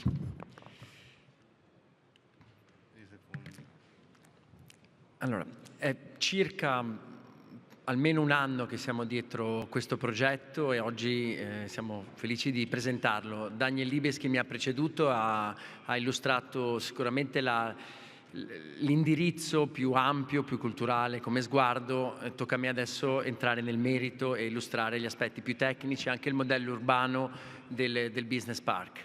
Se è vero che una di queste anime dell'intero progetto è costituito da quest'area che abbiamo chiamato Business Park, ma che è un distretto, una parte di città importante che si viene a creare con alcuni edifici bassi e 3 torri che spiccano.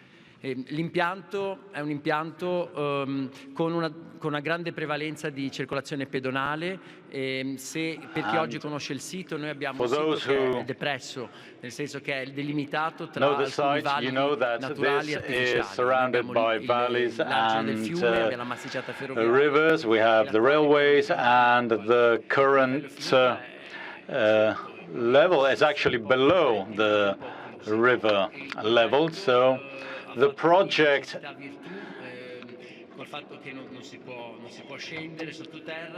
tells you cannot you have to raise this level through technical solutions.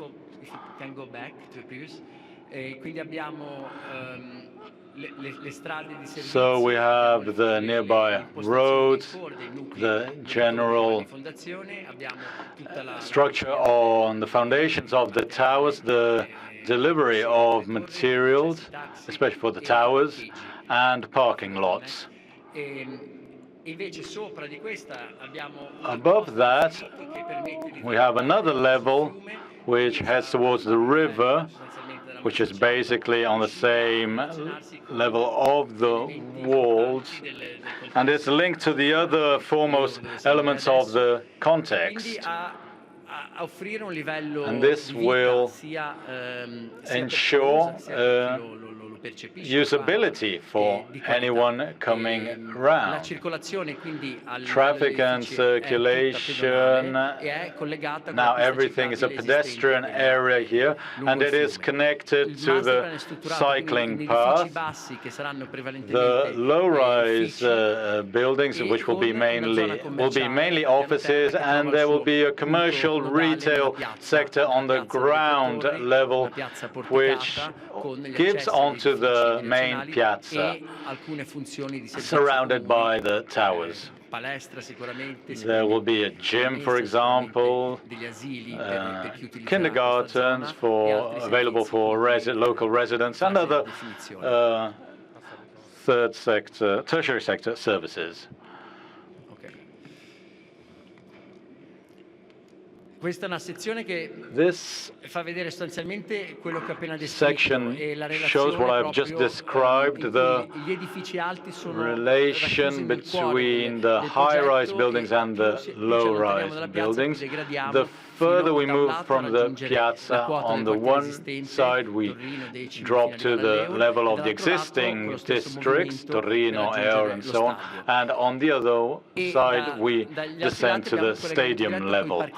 This is also linked to the public parking lots and other public services. So the goal of the project is to have an area which can be truly experienced by anyone working here, but even by families on bank holidays, for example, on non-working days.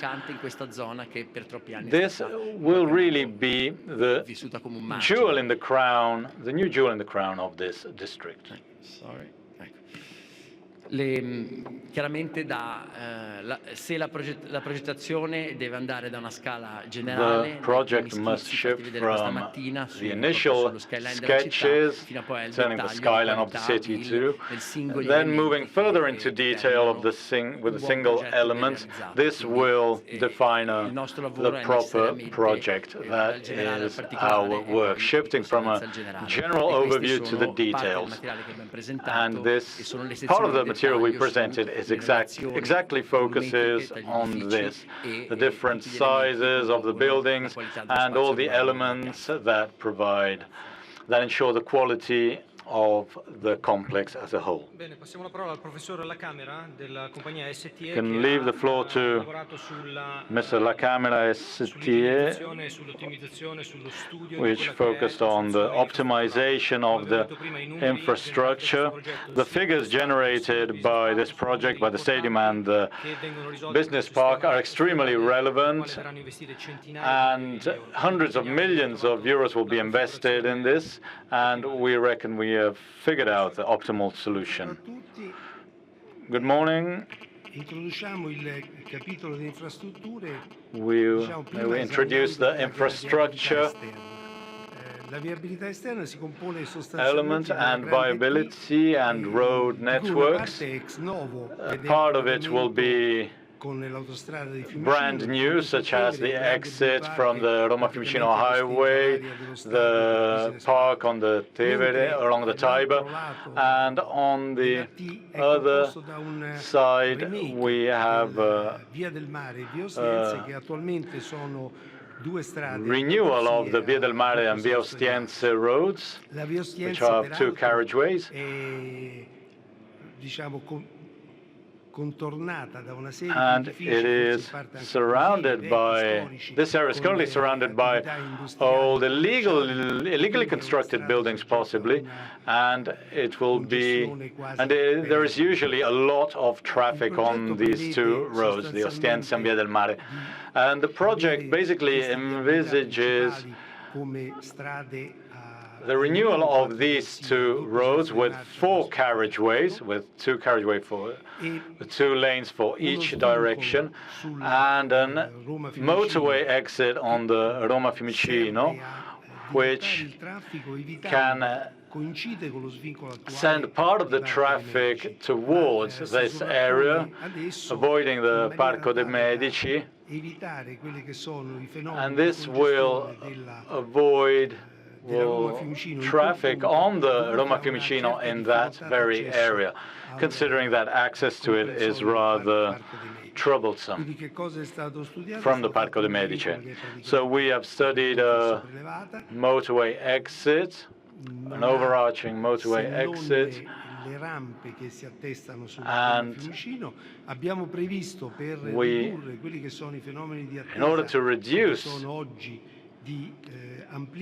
traffic, we will also enhance the Roma-Fiumicino highway with two extra lanes, which on the outside, two lanes flanking the Roma-Fiumicino, and this will directly giving access to the business park.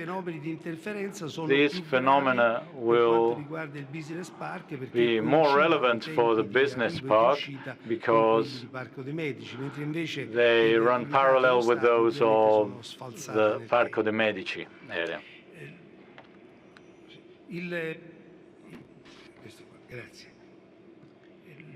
Le opere, qui parliamo di oltre 1 chilometro di This is over 1 kilometer in acciaio calcestruzzo of bypass made in reinforced concrete and steel and glass. We chose this type of construction since because it fits in well with the local road network. Per quanto riguarda l'accesso all'area, as far as access to this area coming from Fiumicino Airport is concerned, there will be a main road which will feature 10 lanes at a certain stretch, 5 per direction. There will be a crossroads with a traffic light. This is the quickest solution. This is the best solution to allow traffic to cool down as the people leave the stadium after the match. That's the most critical moment. The project also features the renewal of Via del Mare and Via Ostiense. Again, 4 lanes, 2 per direction, and plus an extra lane flanking these roads that will give access to all the offices and factories in the area. The problem here was that of ensuring a quick leaving of the stadium. So there will be 2 more bypasses, viaducts, that will head for the ring road. Coming here in the morning or leaving in the afternoon on working days is another aspect, but the real traffic will be seen when the match finishes. The foremost issue here is the basin, 5 per 8.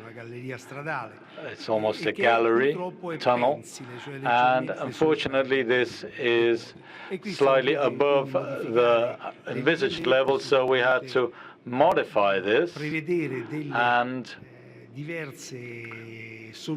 we had to come up with new solutions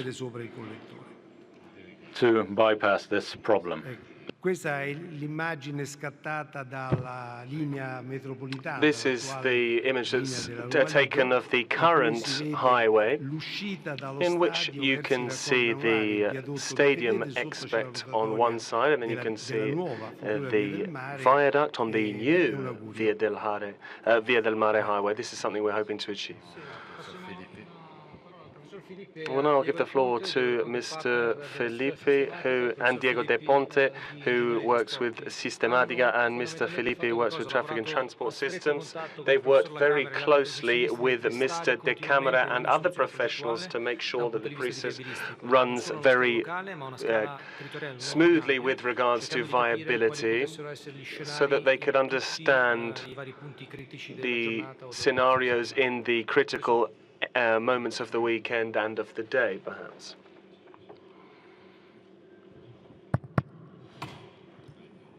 Abbiamo visto le infrastrutture stradali. So we've looked at the highway infrastructure, But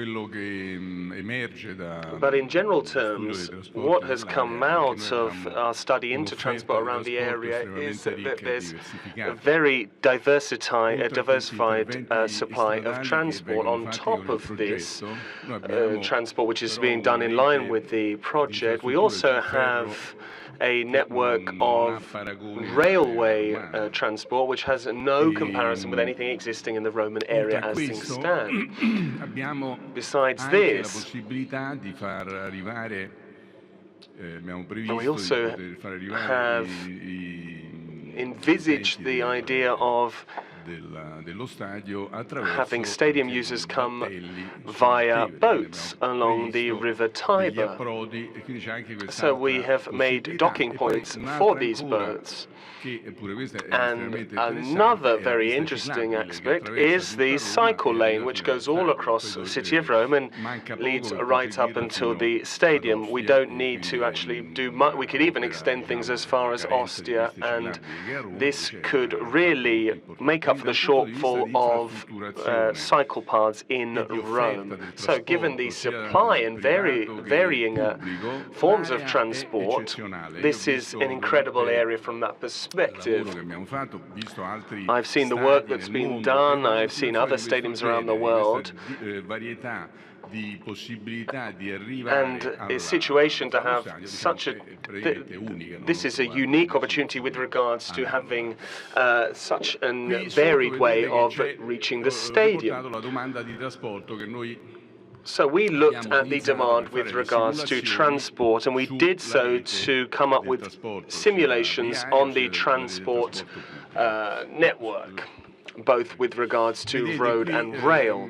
In the first column, then, there you see the means, private or public. So public transport, private is different means of transport. We see that how things are used currently at the Stadio Olimpico, who uses what, to really demonstrate the fact that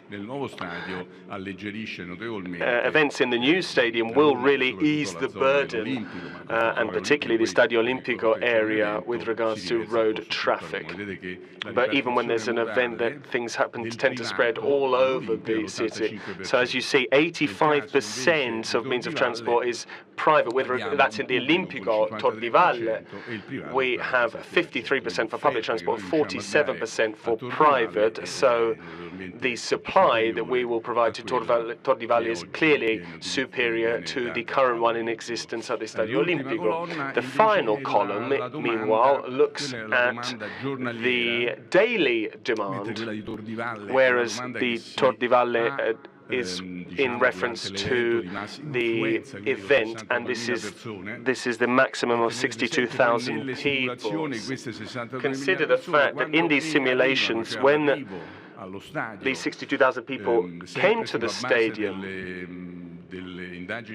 and this is based on the surveys that we did at the Stadio Olimpico, 40% of these 62,000 people come at peak times. So 40% of 62,000 people come to the stadium at peak times, whereas on their way out of the Stadio Olimpico, everyone leaves in the space of an hour.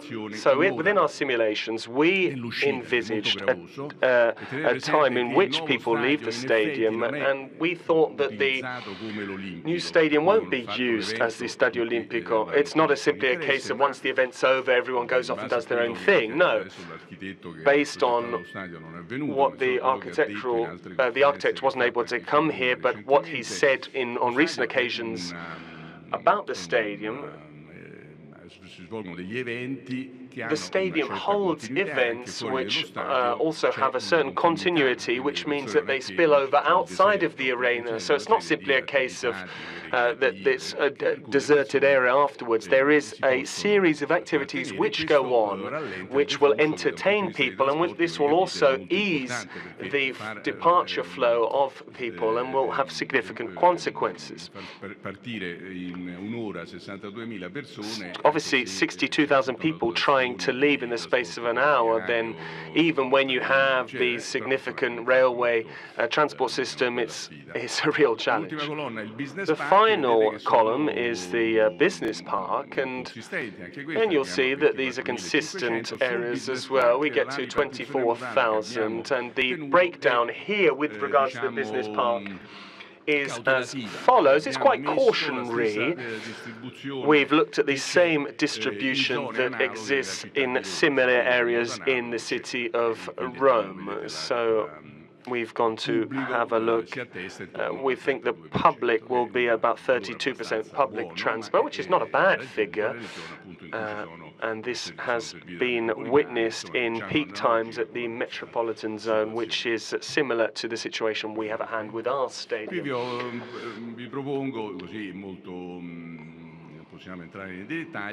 We might not go into details here, but we've got two different simulations here, the two simulations which are the most significant, both with regards to entering the business park on the left, and on the right you see departure from the stadium. As I said, this is the most significant because in the space of an hour everyone has to be evacuated. All of the stadiums have to, all of the supporters have to leave the stadium.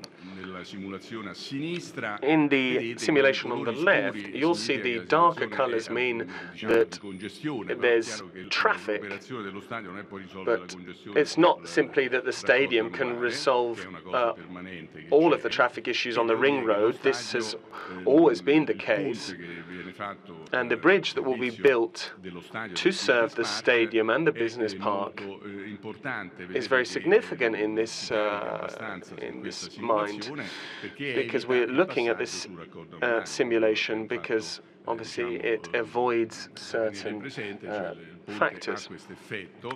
The bridge will be used and therefore will bypass the ring road.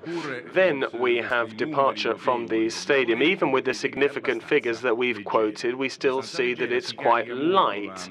It's quite light once again. We'll see that the Via del Mare highway will get quite busy, but this will be improved upon. There'll be two lanes added in the direction of the business park and the ring road. So coming out of the stadium, even with the measurements that we have listed, the situation is still quite acceptable. So I'd like to thank you all for that.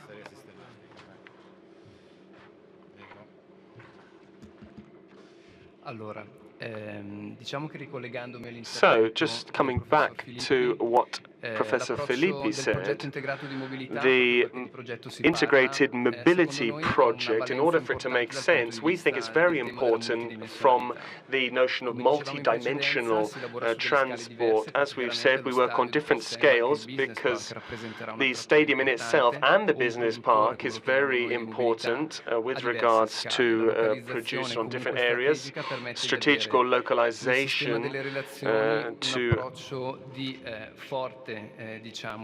make sure that we have a significant movement between the city and the surrounding areas, and not to mention the airport as well, which is has an international aspect to it. Another aspect of the multi-dimensional factor is that we have to guarantee accessibility through great synergy between all of the different means of transport. We said this further on. All of these systems are competing so that the integrated system can really guarantee the correct movement of people. And as we said, we're trying to resolve or improve some of the physiological issues with regards to the area.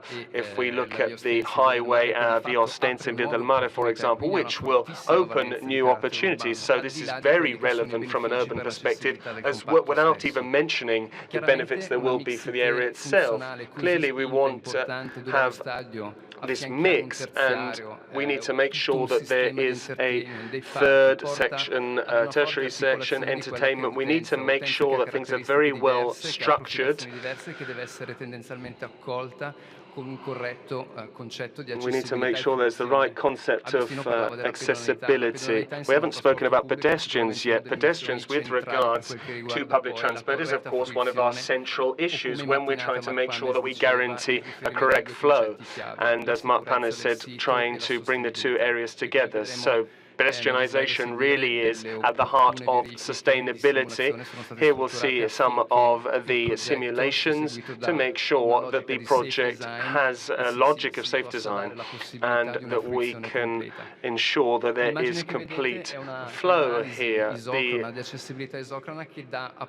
This diagram really shows the extent of the accessibility in the area, because this is an international project, given the metropolitan and air links with regards to Fiumicino. As we said before, such a significant integrated project cannot not be, has to be supported by correct structures alongside it. So, as Professor Filippi has already talked about with regards to these simulations to make sure that the entire system could guarantee the site is working correctly, we have transcribed this analysis into clear aspects to show just how the site itself works. This is a pedestrianization simulation where a single blue point represents one individual. Here we're talking about people leaving the stadium, which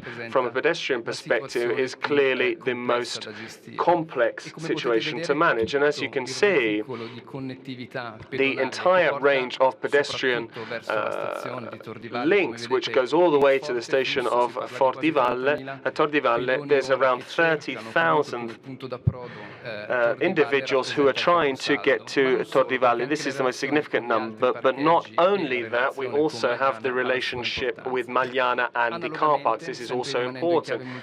When we're still on the multidimensional fact, the entire infrastructure area system has been calibrated correctly and put together to in line with the traffic flows.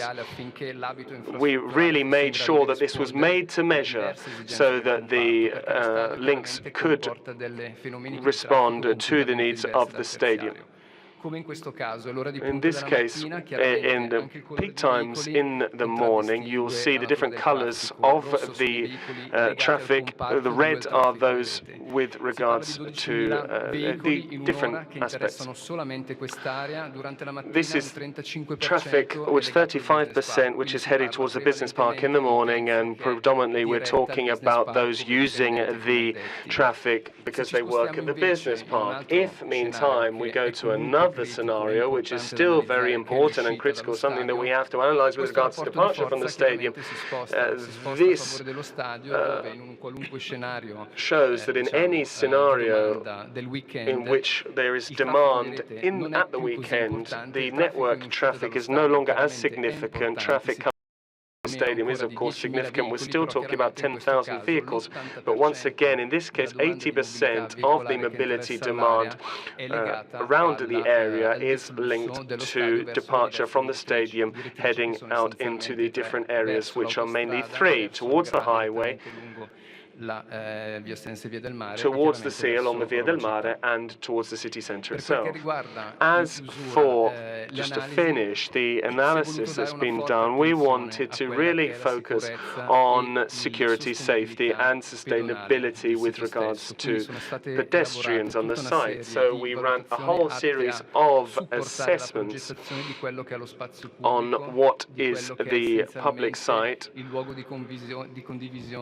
which essentially relates to the area. In this picture, you can clearly see one of the different results that the software comes up with, and it gives you an idea of the services on pedestrianization and so on and so forth. So as you can see, there are a number of different colors with regards to the level of criticalness. This has been very nicely put together with regards to the areas linking to the outside. So once again, this site works from this perspective. Passiamo al professor Remo Calzona che per il progetto ha Mr. Remo Calzona, who developed the project of the road bridge that connects the new exit on the Roma Fiumicino highway to the Ostiense Via del Mare access.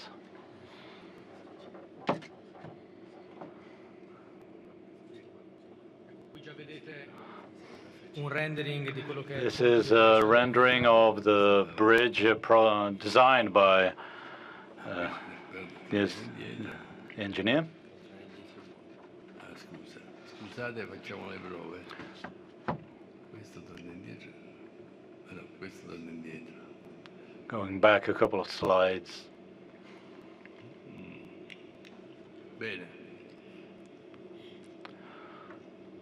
Quello che vedete è l'immagine What you see here is del ponte futuro. the future bridge, the bridge that will be built over a river where the first bridges appeared in history, built by eminent figures with great qualities. And in Italy, in Italian it's called pontefice, ponte bridge, eminent people who acted as a bridge. And this was the real asset of, one of the real assets of Roman architecture that follows the ability, the skill of the Romans in building roads. So, bridges were consequences sometime. Take, for example, Ponte Milvio, or oppure il ponte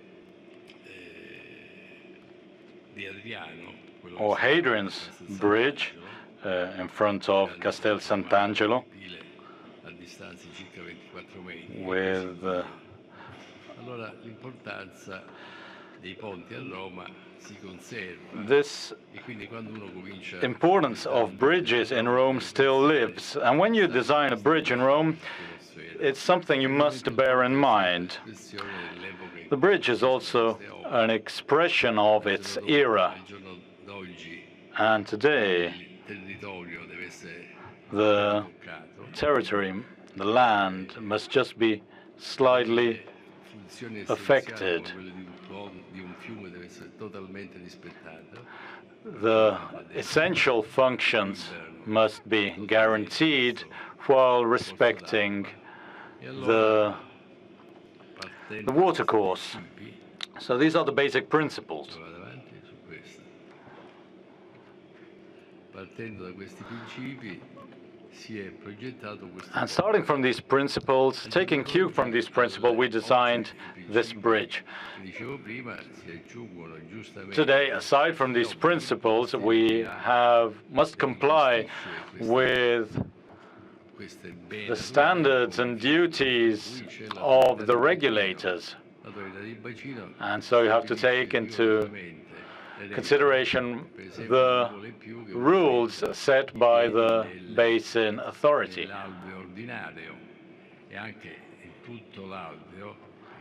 And in the entire area between the two banks, the authority accepts very few interventions. So this indeed shaped the work we did.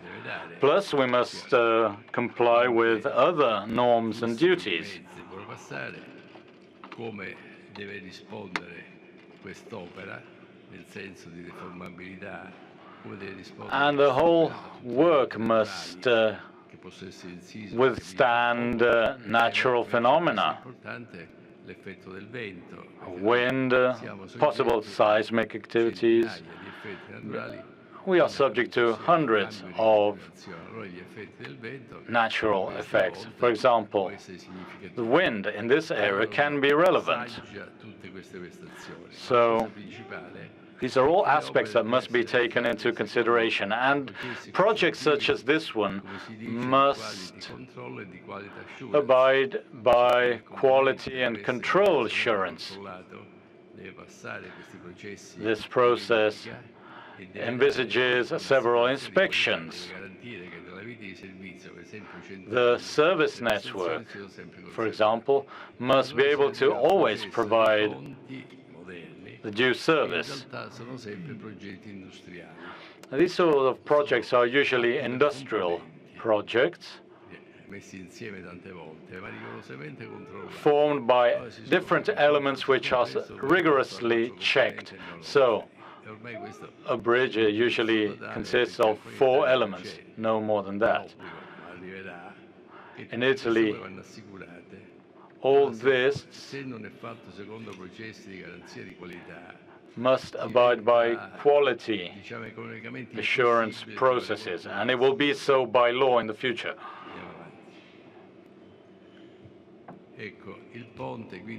This is the bridge, the cross-section over the Tiber. No, non potevo bene le figure, non il ponte. Come vi dicevo, quindi quello che vedete. What you see is the width, the 100-meter width of the Tiber, while between the banks is between about 350 meters. Qua lo vedete in disegno e vedete anche composte qui le. You can also see the construction sections. Ovviamente comanda la carpenteria metallica, c'è questo impalcato modulare che which consists of modules, different modules, 29 meters long each, that are linked through other elements which are supported by the cables that reach the top of the pillar. And this goes for all similar bridges. The 29-meter long stretch, which consists of several different transversal elements,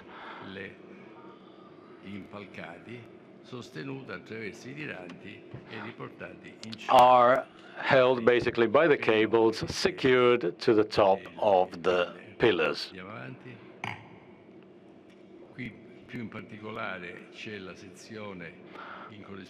We have the section, cross-section of the 2 pillars, which describes the set, the work as a whole, including its foundations. From what I have seen from the surveys, the ground, the soil is fit and construction won't be problematic. Now, the pillar weighs 12,000 tons. We should speed up a bit. This is the last rendering, which gives an idea of the final piece of work. I just wanted to point out something significant. Otherwise, we would just point out a general overview. The important element of this piece of work is its actual construction.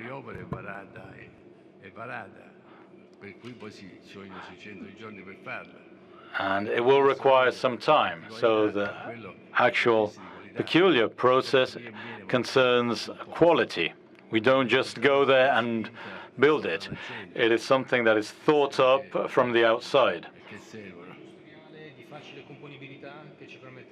It's an industrial project that will be easily assembled. The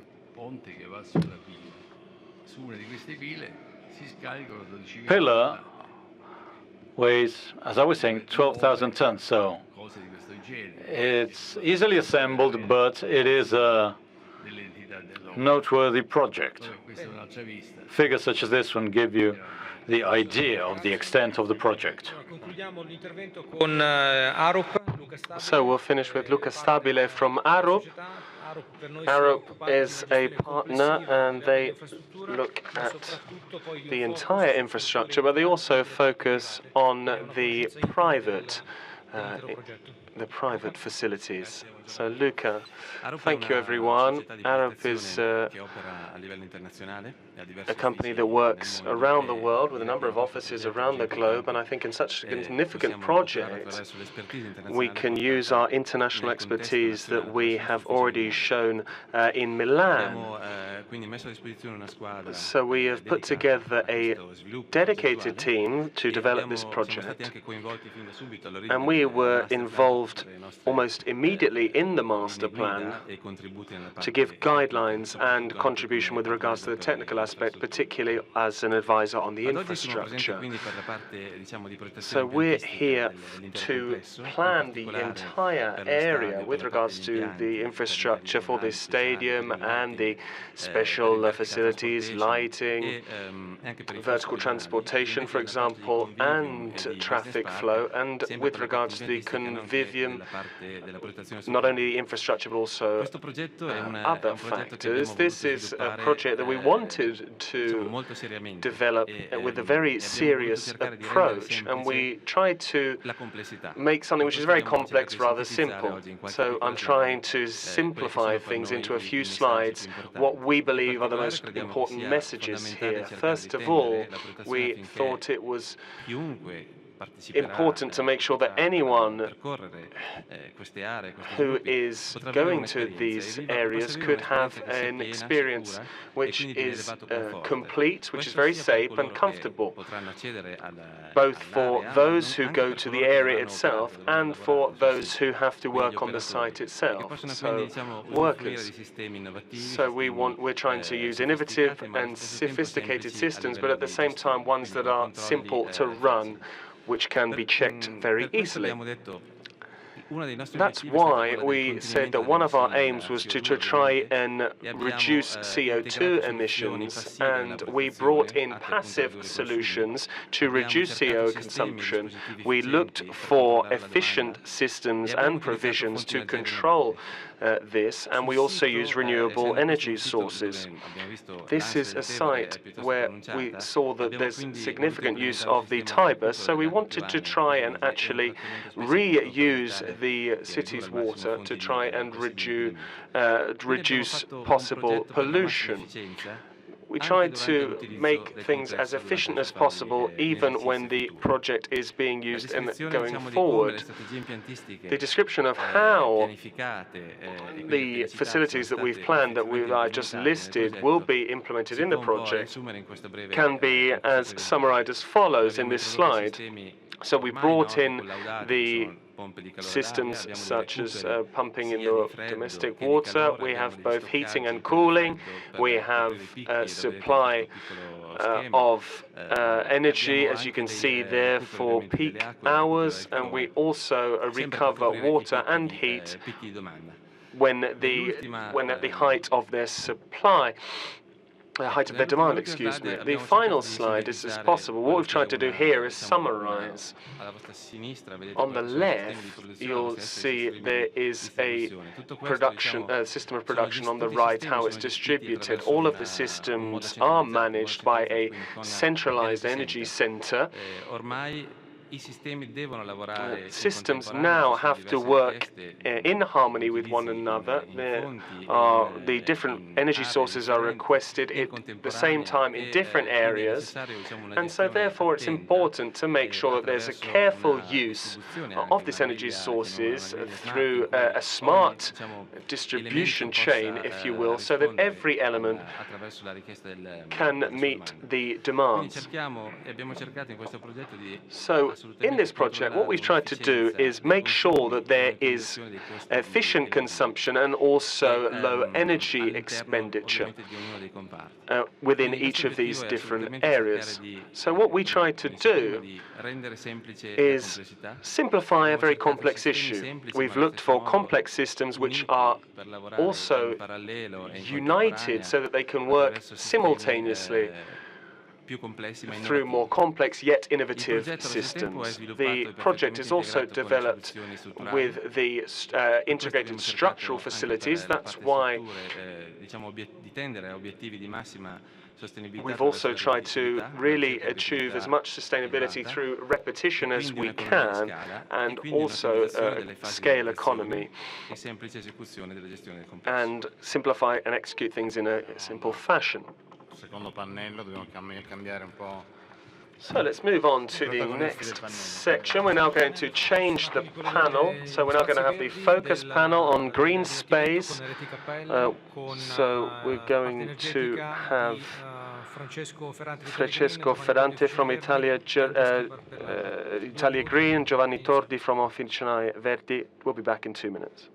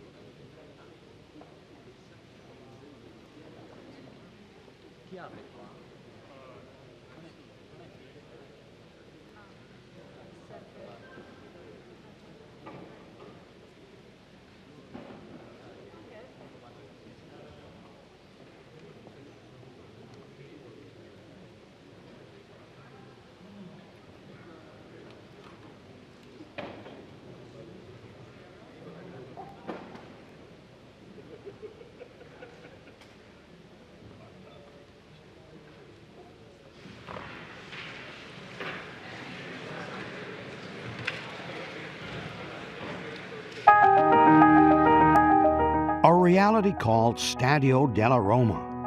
Soon it will become the home of the Giallorossi, a stadium for Roma and Romans, an entertainment destination open and available 365 days a year. An ambitious project that will accelerate Roma's growth into the top football brand circle, sourced by American leadership's vision and strategy, and strongly wanted by President James Pallotta. A long process that started in February 2012 with site surveys among 80 different locations, which ended on March 26, 2014. On that day, the entire project was revealed in Campidoglio at Roma's City Hall.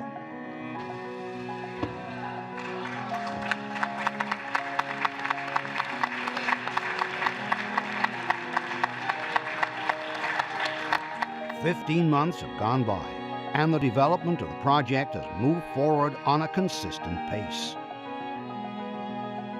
On December 22, 2014, the Assembly in Campidoglio acknowledged the great job done by the club, recognized the project Stadio della Roma as a public interest project, and approved the construction of the stadium in Tor di Valle.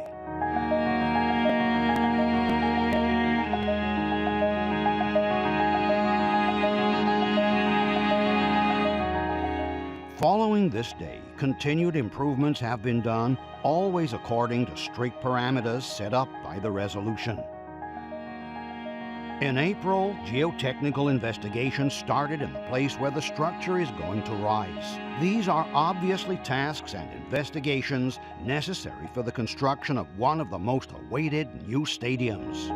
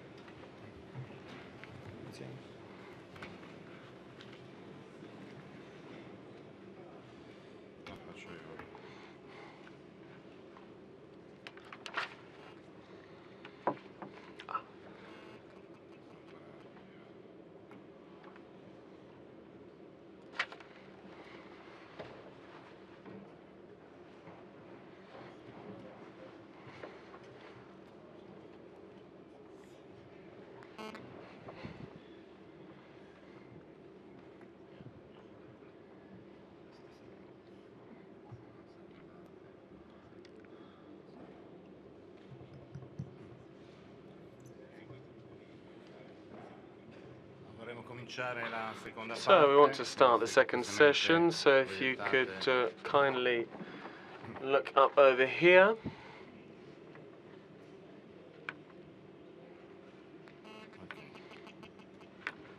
Allora, cominciamo con l'architetto Keeper che ci illustrerà ancora più approfonditamente il sistema paesistico ambientale Look at the pensato per il progetto. impact on the landscape.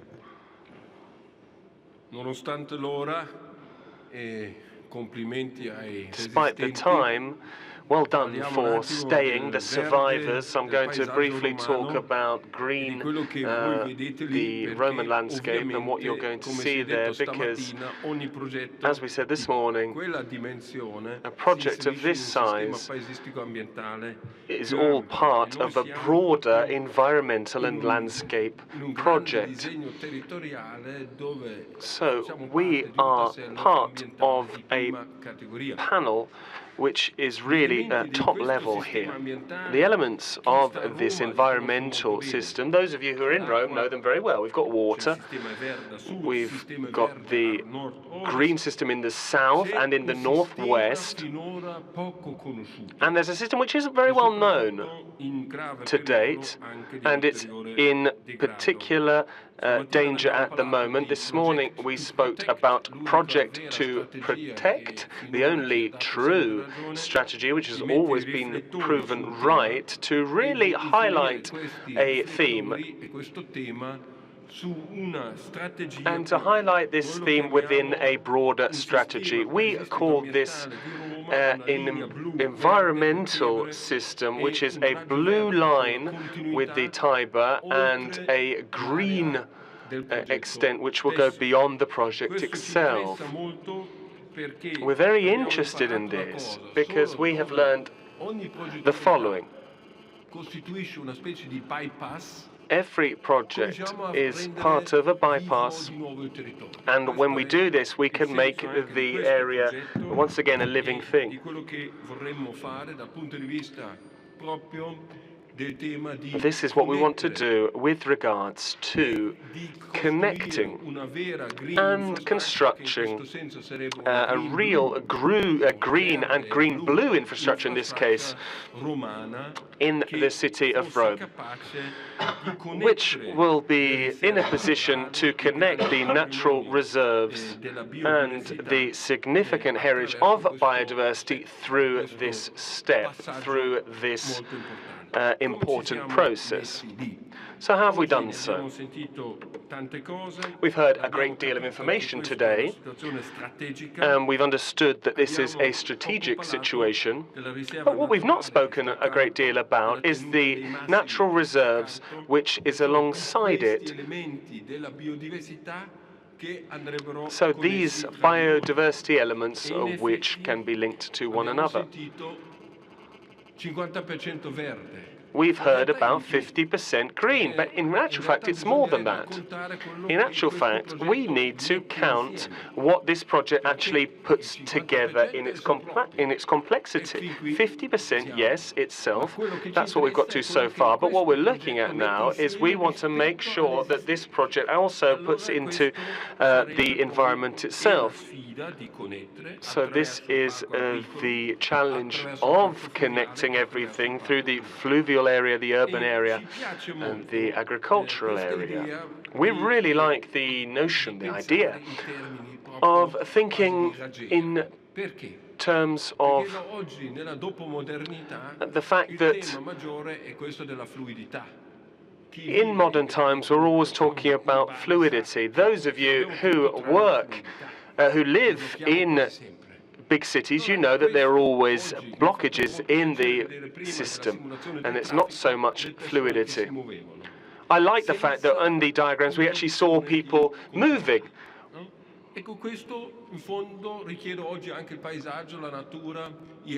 So we need all of the elements, the nature-based system today. So if you look at the last picture, you really will have the idea of the pedestrian permeability. We really want to get to 100% urban permeability with regards to pedestrians.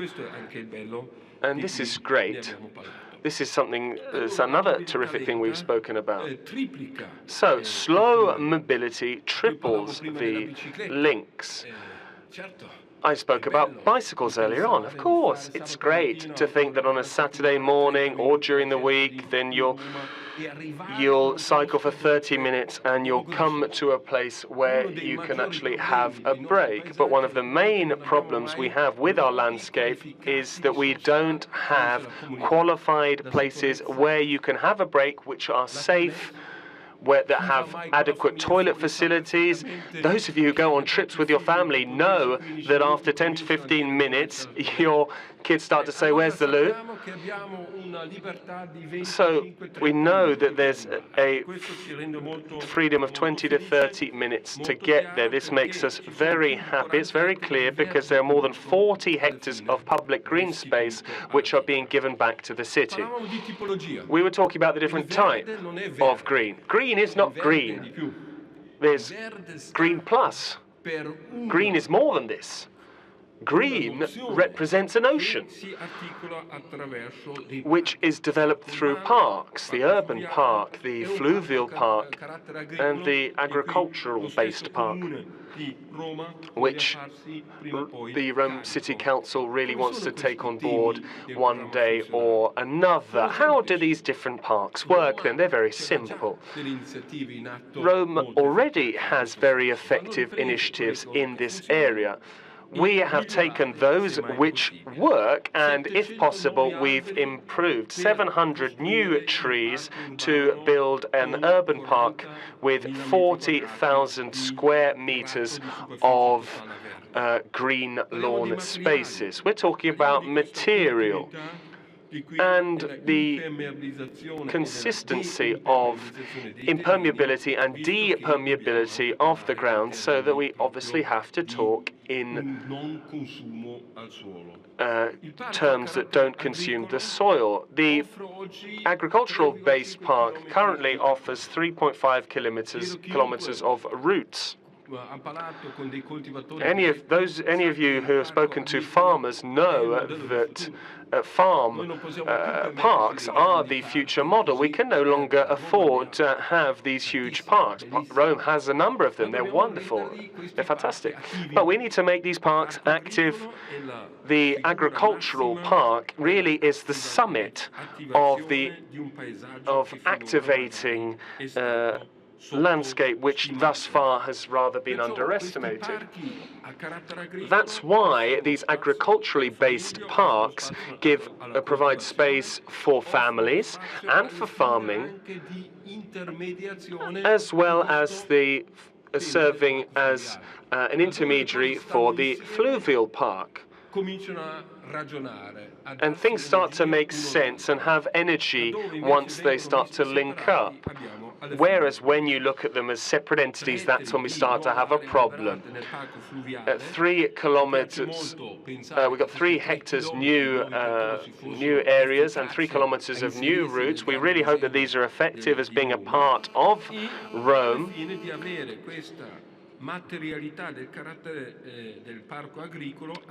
And we want to make sure that this park is very simple with regards to the material used. Often we're misunderstood when we talk about rusticness. But parks and that work are rustic. They're sustainable over time. They start with this basic connotation, the nature-based design. Di un disegno basato sulla natura.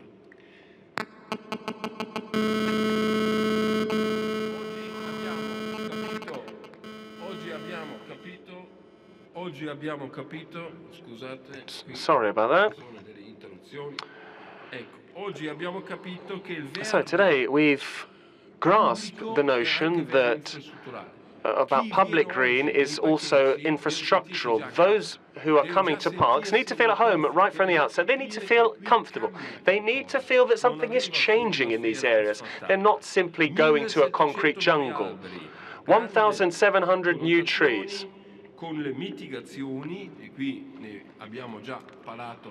So we've already spoken about this morning.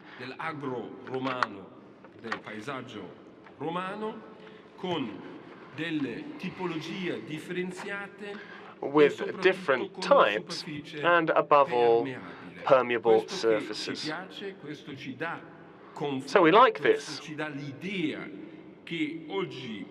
It gives us the idea that if we start to think of it all together, working as one, it can be a success. If we look at things individually, then it becomes very difficult. I will conclude with the following. There's a heart of every different project. What is at the heart of this? There's everything that surrounds it, the arteries, if you will, but then once you get closer to the onion, if you will, you get to the heart of it, the hardscape, Roma village. This is something which becomes part of the new urban landscape because today this is what the citizens are asking for, something in the middle of nature. They want to find an urban structure. So this paradox to have both of these things makes the project very interesting and very intricate. We like the idea of living together, of being together, conviviality, having the opportunity to have water or not having water, to reduce spaces, to increase spaces, to have a small amphitheatre, which can then host people for large-scale events. That's why, with regards to this hardscape and the business part, we really believe that every detail deserves our attention. With our colleagues, be those urban planners, engineers, architects, planners, we can debate, change and consider things. We can do that now, but in the future, when the project is over, that will no longer be a possibility. I will finish by saying the following about the landscape master plan, which gives us this constant vision of the blue infrastructure of the city. This is a whole area which moves everything towards a new central system. We can reuse the landscape, and now they're asking for this to be put right back at the heart, to be centralized again, once again. This is the final thing I said. 6,000 new trees in a natural environment, in a heavily developed infrastructural area, which isn't asking for anything more than simply to be rediscovered and also be activated through this multi-dimensional project. Thank you. Parlato di Convivium, abbiamo Jorge from che è la società che abbiamo incaricato per We have Jorge from RTKL, which deals with the connection between the stadium and the business park. First of all, thank you. I would like to apologize because my Italian is not good enough for this presentation, so I will carry on in English. We have been responsible for the design of the Convivium, and a little bit about our background, Arcadis RTKL. We have designed these kind of projects, particularly on the entertainment around stadiums, like in LA Live, London O2 Arena, and we are actually working currently in Berlin in terms of trying to get entertainment around stadiums. And it's a subject matter that touches not only the entertainment, but also particularly the traffic that we were talking about a little bit earlier on. The Convivium is a part of the project that is what we call a little bit of a glue. We are connecting the park, we are connecting this business park, we are connecting Roma Village, we are connecting the stadium. And everything kind of gathers into that particular area. But we are trying to create also a destination in itself. Bringing retail, bringing F&B, and connecting all of these elements.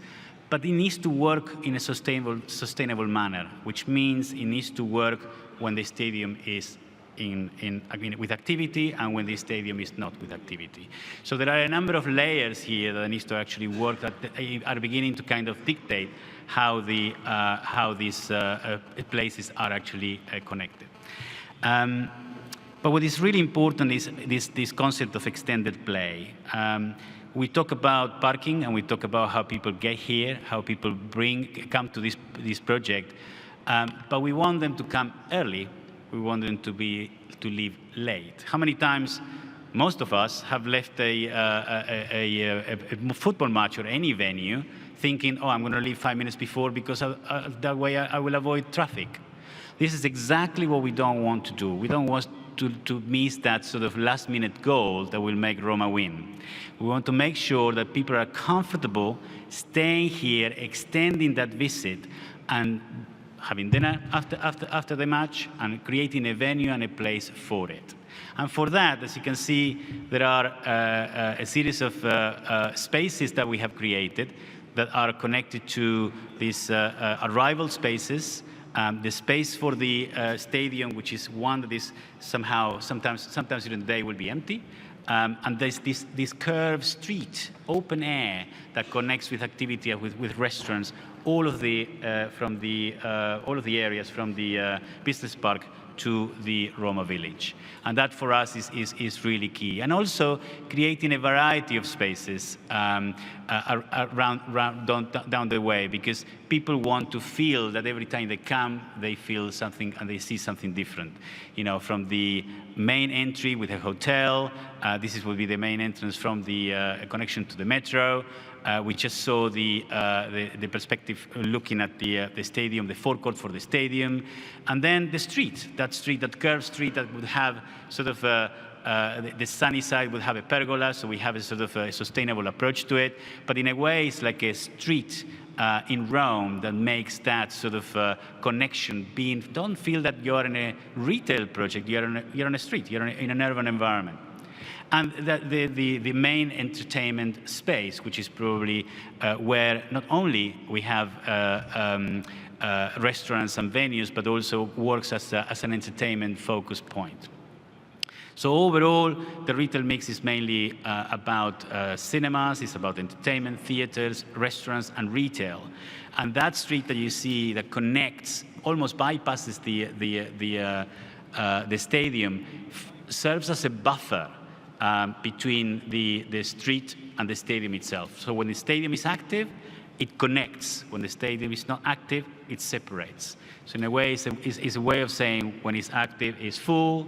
When it's not active at the stadium, we still have a life and a destination for the project. Thank you very much. Thank you very much.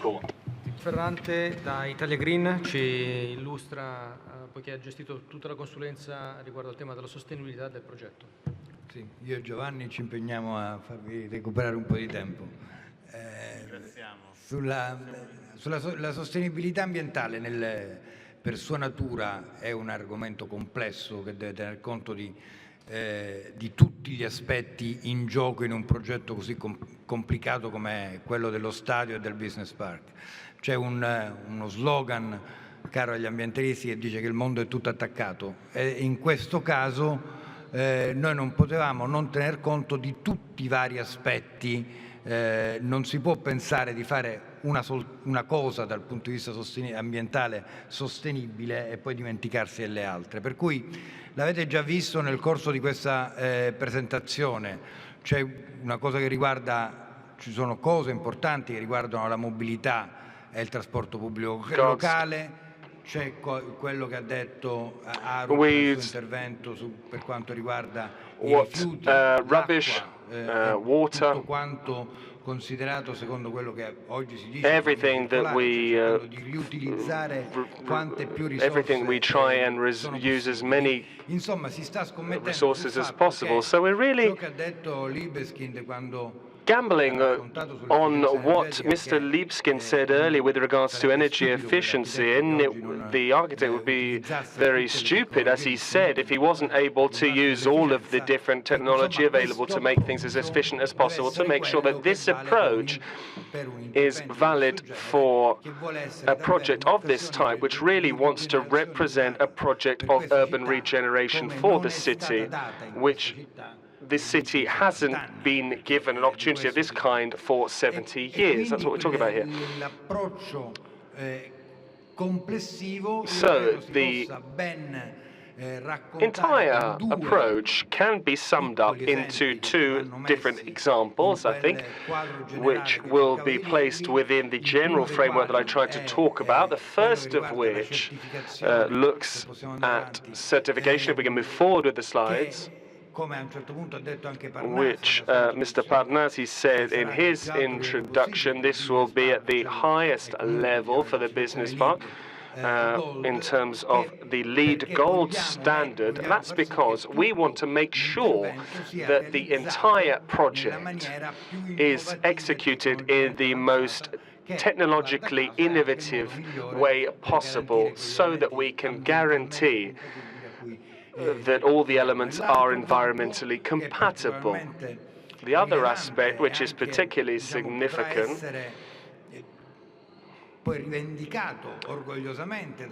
and Roma might very proudly talk about this as a distinctive and characteristic element of this project compared with other arenas and other similar projects, is the following. In the area of trying to use as many different renewable energy sources produced on site as possible, we will use solar panel, particularly as an extensive range of solar panels, without mentioning all of the things that Mr. Keeper talked about.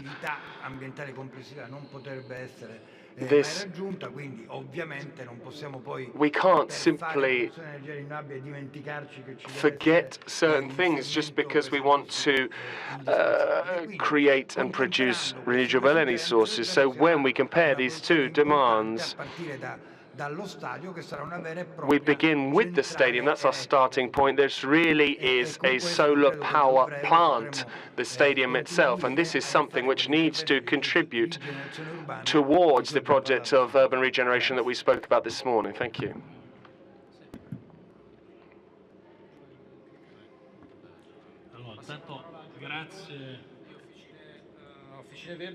We now have Mr. Giovanni Tordi from Officina Verdi, who helped us to analyze the energy consumption at the stadium. First and foremost, I'd like to thank you all for involving us here. We're a rather unique case in that we bring together energy efficiency and the financial investment side. And we were very happy to contribute to this project because we've worked on smart city projects in Europe, and this project really comes in line with the notion of a smart city where a number of different elements come together to create a multi-dimensional intricate system, but it's still a smart city, as we said. When we talk about smart city, our contribution is as follows.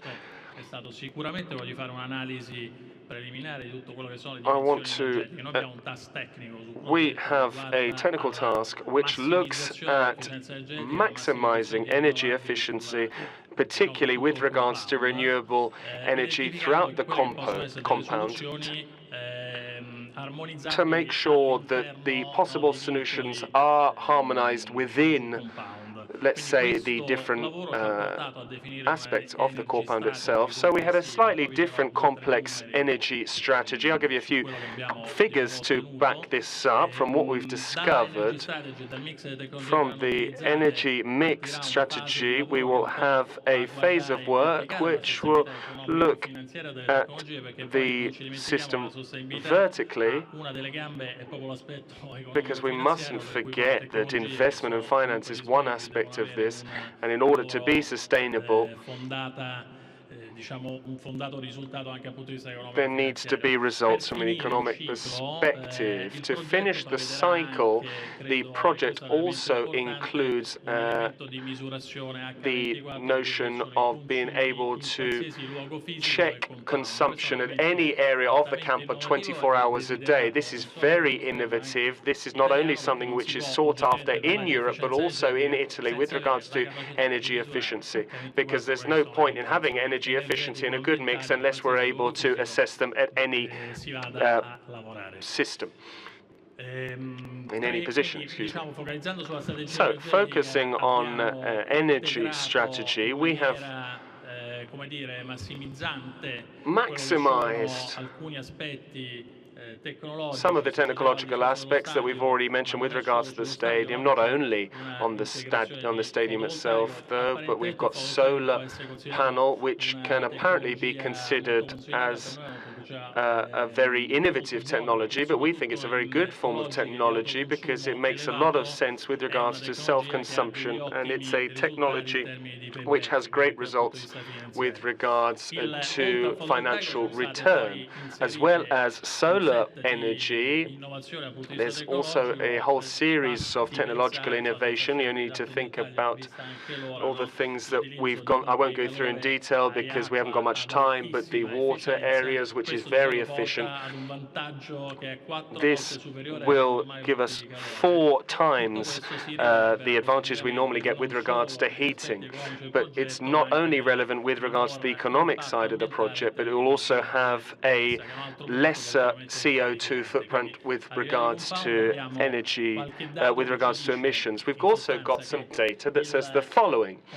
Essentially, the compound will have around energy saving of 7,000 tons, 7,000 tons per year of CO2, which means that this saves equivalent of 2,900 of oil. And if we look at B1, B2 with regards to the retail, the calibration of investment we get to just below 50%. And I think this is a very good data, which really is part of a strategy which has also shown the LEED certification. We have the material in that, we have waste, water and energy. Thank you. We finished the second panel. We've now got a third session which focuses on the stadium, on the pedestrian approach, and particularly with regards to infrastructure on railways. Just give us a few minutes to set up the third panel. Thank you.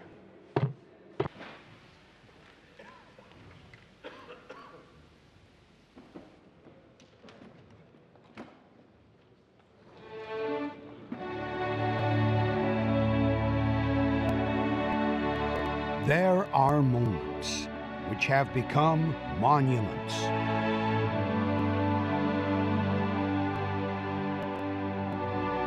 Men who have entered into the history of Rome and AS Roma.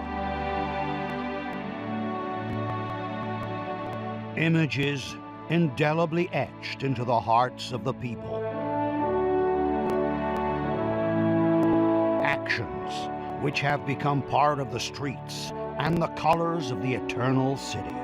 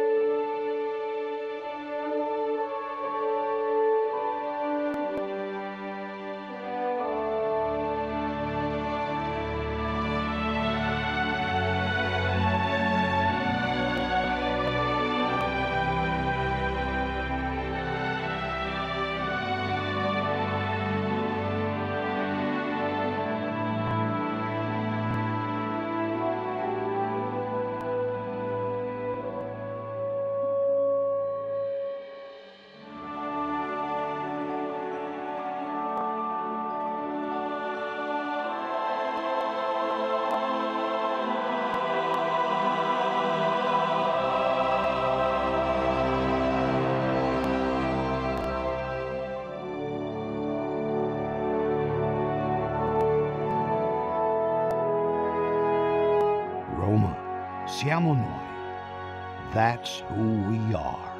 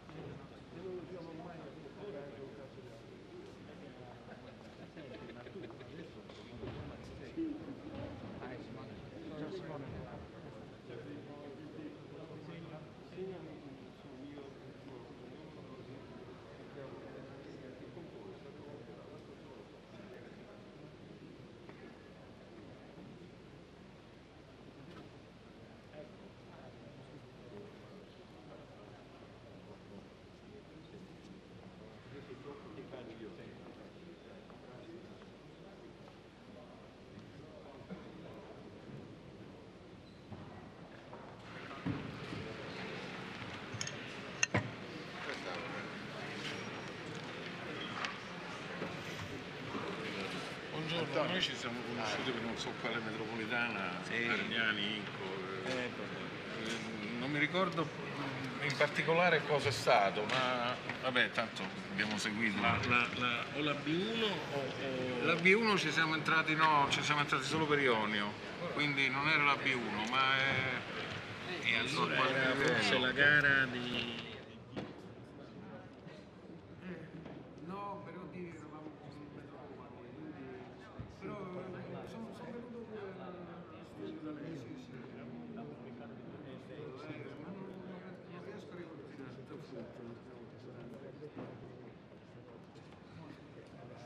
Ok, allora iniziamo il terzo pannello, come vi dicevo, focus sullo stadio. Faremo poi un approfondimento sul lavoro del professor Desideri. Look at the work of Mr. Desideri with regards to pedestrian traffic. We will also talk with Mr. Agnani about coming to the stadium via train at the Tor di Valle station, and then we'll have the individual from ISSS, which is Oliver van den Broek, and he will talk to us about security. Dan Mays, the architect, unfortunately couldn't be with us this morning, but we have Scott Ferraby, who worked on the project right from the start, so he can really chart the project. So over the past 2 to 3 years, the design of the stadium has evolved a great deal. But one thing that has really remained consistent since the conception of the project is this exterior stone facade. We refer to it as a scrim. I think if Dan were here, one of the things he would express is that there's really no way you could start to consider designing the stadium in Rome without first considering the architectural heritage of Rome, and specifically the Colosseum.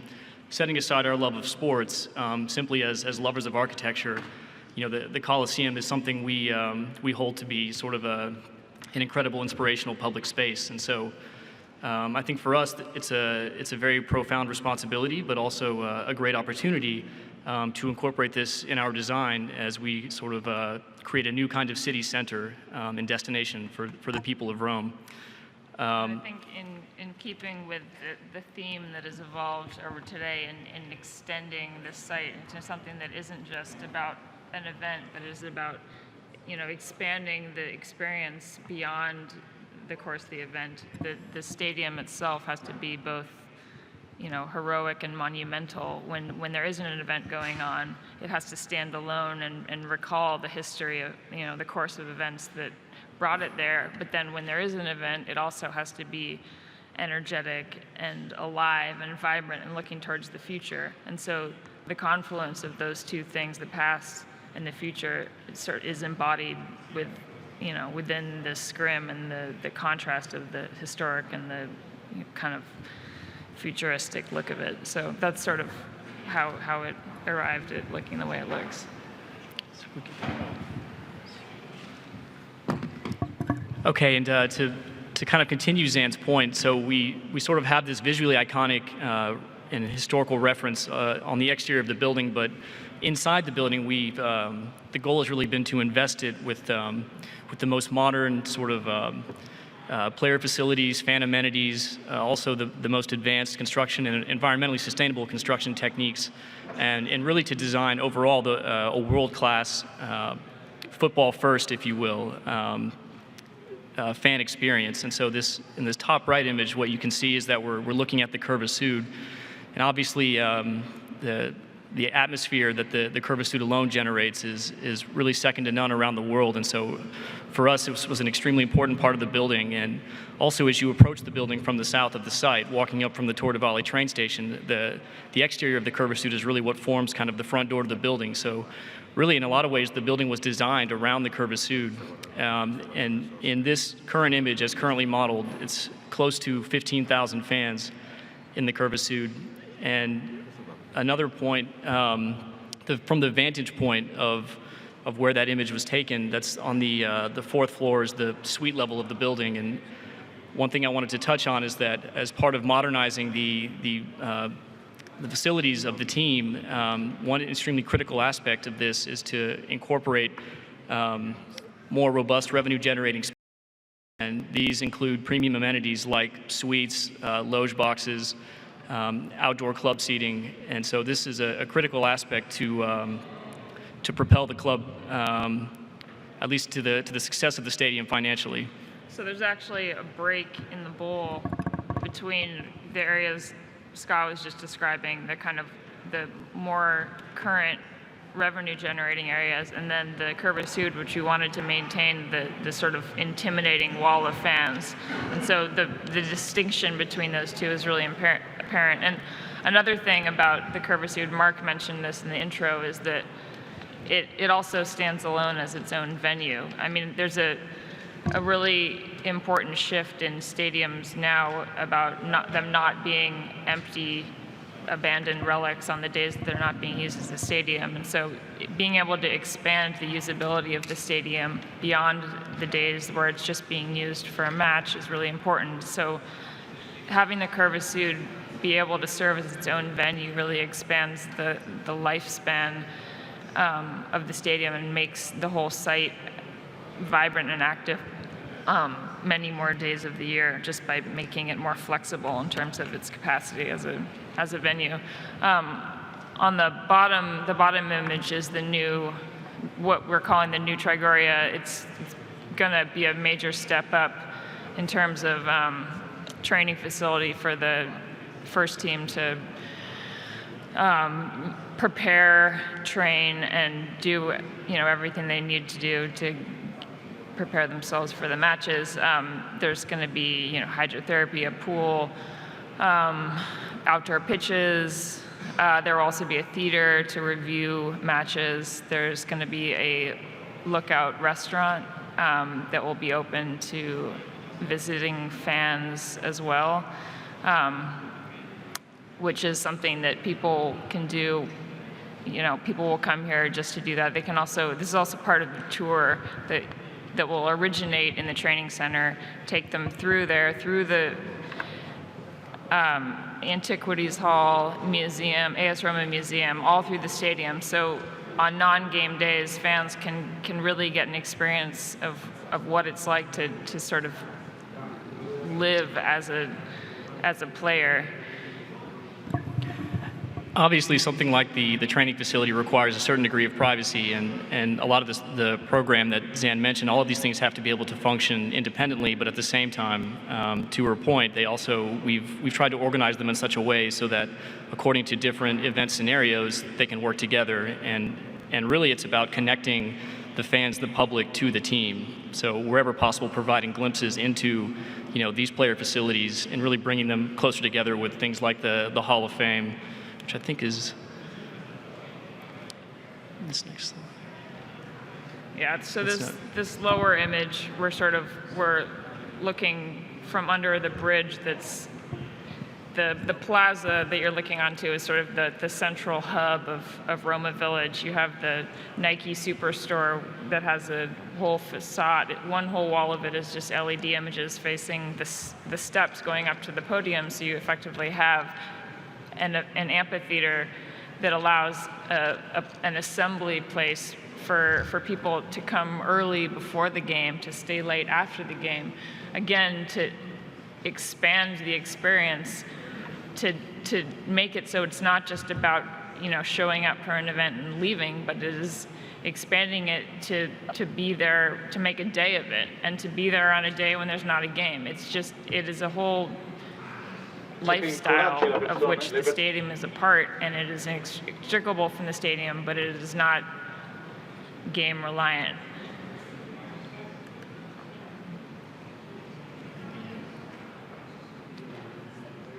I think there's one more. So on the upper image is the view from Convivium looking north towards Roma Village. And again, we have this sort of piazza feel of these streets that make everyone. We want people to feel ownership, that it's their stadium, it's their site, it's their place. It doesn't just belong to the team that plays there. But so there's a brewery on this bottom left that you can come and not only sort of enjoy the views, but you can also take a tour of the facilities. There's a broadcast center. You can watch live tapings of not only games but also concert events that play there. So it's a very active yet flexible venue with lots of sort of distinct entities that can work together or work individually, depending on the scale of what's happening on any particular day. So the upper right is an image in which there's an instance of some temporary facilities being brought on, again, to sort of expand the flexibility of these sites, that we don't want to build in a bunch of facilities that aren't necessarily going to be built. So there's a component of temporary structures that can be deployed and reassembled across the site. The top left is the brewery that I mentioned earlier, and the bottom is the entry. Because the podium is raised, you end up with this sort of grand arrival experience where you're looking up the stairs. The stadium is sort of up at the top, and it is providing sort of a read of what's going on inside. Like if you take a scan across the site, you can get a sense based on the lighting scheme or the pulse of the stadium. Are we 10 minutes before the game? Are we 2 hours before the game? Am I late and they've already scored? You can tell that just by looking at the stadium, because it is such a transparent indicator of what's going on inside. So everything is going to be choreographed. So the whole site will breathe as sort of a united kind of pulsing entity, because it will all be sort of synchronized. Okay. Yeah. Thank you. Thank you. Passiamo al professor Desideri di ABDR. Il professore si è occupato per noi di 2 ambiti molto importanti. Il primo è il ponte pedonale che attraversa il Tevere, scava accanto strada e si collega alla stazione di Magliana. E il secondo è il rifacimento della stazione di Torrivalle per accomodare la flessibilità di uso che poi vedremo con i Germaniani della metropolitana B. Sì, si tratta sostanzialmente dei 2 manufatti infrastrutturali. These are the 2 infrastructural projects which will allow the stadium to be reached by railway traffic. This morning, the traffic was detailed this morning with regards to sustainability.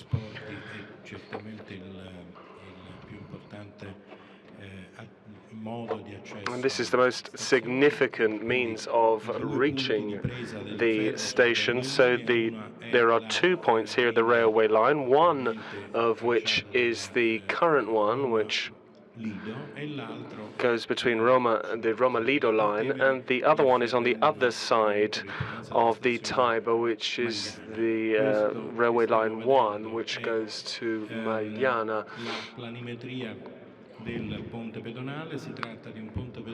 The pedestrian bridge then goes from the outlying stadium area across the Tiber to the Roma-Fiumicino highway, thus directly linking with the exit slip road to the Roma Airport Highway.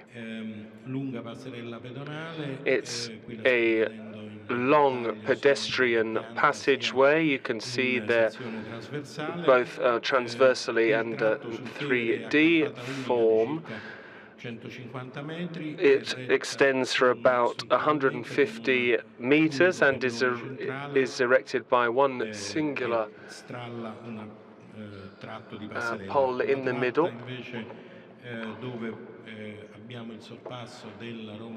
As for where it crosses to Roma Fiumicino, this is held up by pylons.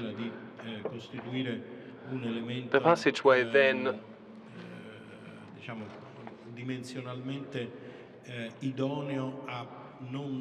will make sure that those using it will never have the idea that they're actually above underlying infrastructure.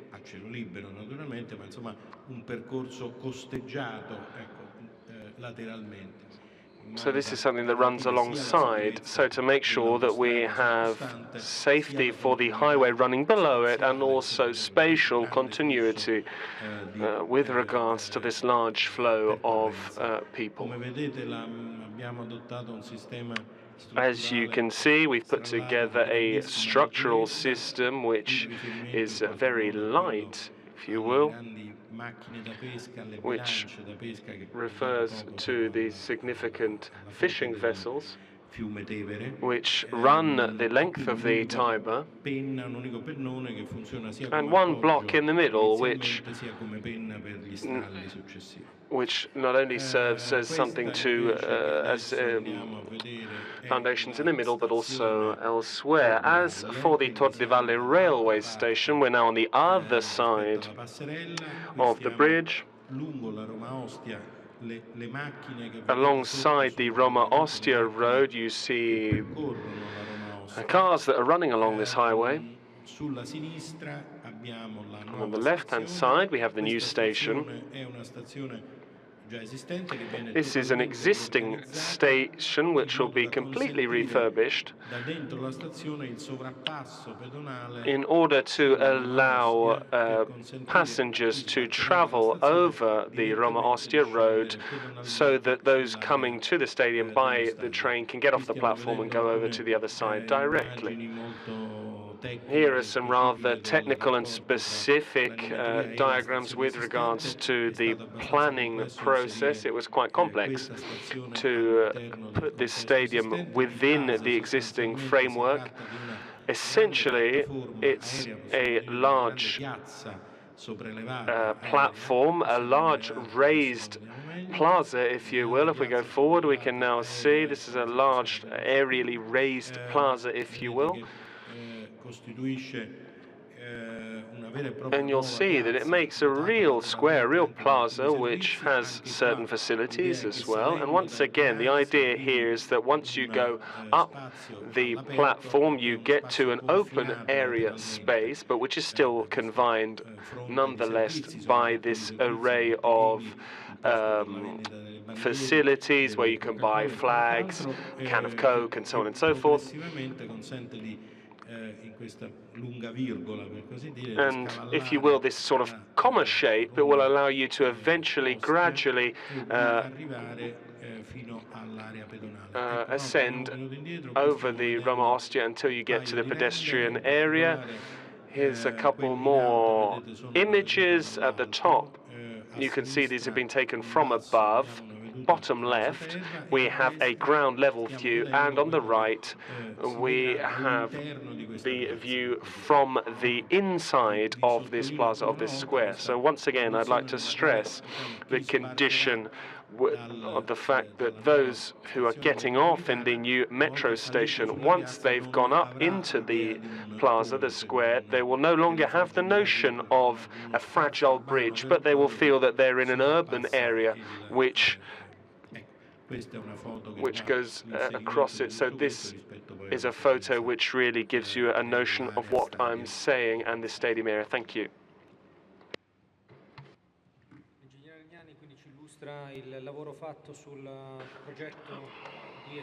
Now we will look at the work done on the metro station line B. First of all, I've got a small presentation to give you. We've worked on a number of the stations with regards to extending line B to Rebibbia. We've done large work here with regards to the agreement, and this is a project that we really hope that will get underway soon. We're also planning the Copenhagen underground system and so on and so forth. So, if we look at the pictures that you're seeing, it's clear just how important that we need to strengthen and reinforce railway systems for the current and future users of the Tor di Valle area. As you see at the bottom, strengthening this railway network can come about simply by extending the Roma-Lido line or by extending the metro line B from Magliana to Tor di Valle. Clearly, extending the Roma-Lido line, which currently sees a train run every 5 to 7 minutes, depending on the time of day and the destination. But as you know, the Roma-Lido stops at Ostiense, and there are only 3 places where you can change for the metro. A metro line extension would allow users, meantime, to link up with 28 stations all across Rome, to link up to change for line A and Termini or the future line C at Colosseo. So clearly, you see, this is a hypothesis which is preferable compared with the other with regards to user needs.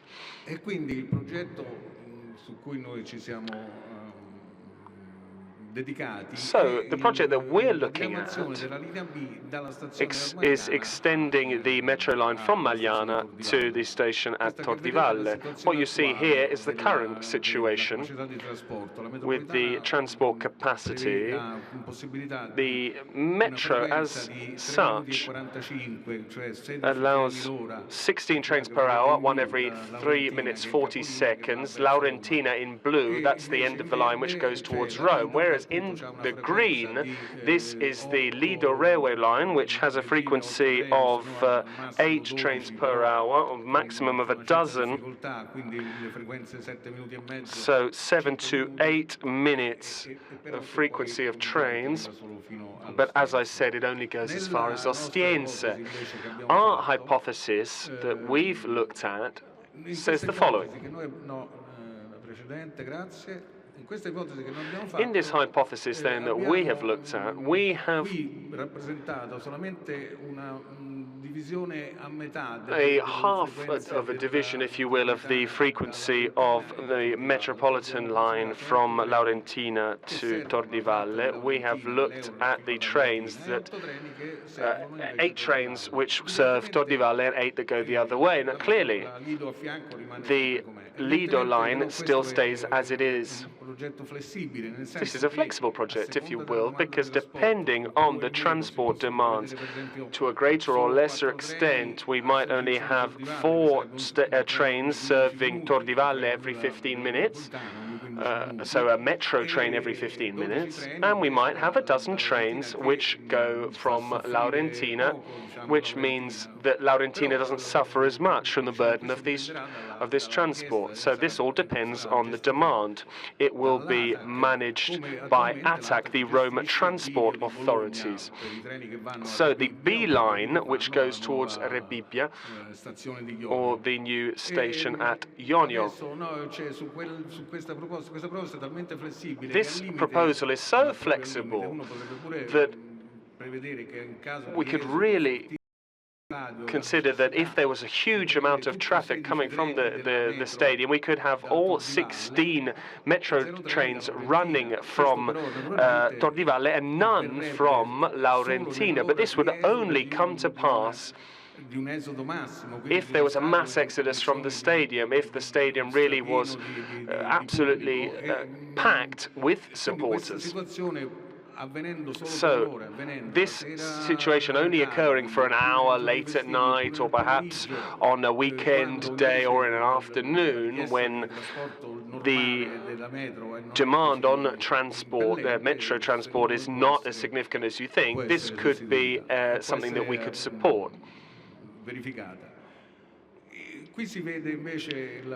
Here we see the issue of extending the railway line that we've also analysed. This is a very problematic issue because from Magliana station to arriving at the train depot, which you'll see as the circle up the top there, so there's around a kilometre distance between there.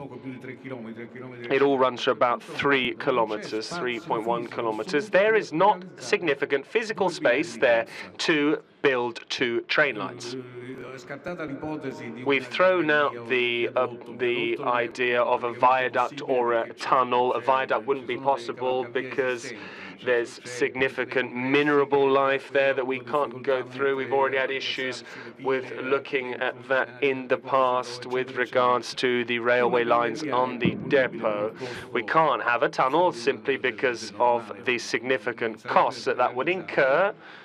The only possibility then would be to use, for the first few kilometres, the railways which serve the depot. That's because from Magliana station there is an underpass on the corner which goes towards Eur, as you can see. This is called Salto di Mottone, the sheep's jump in jargon, but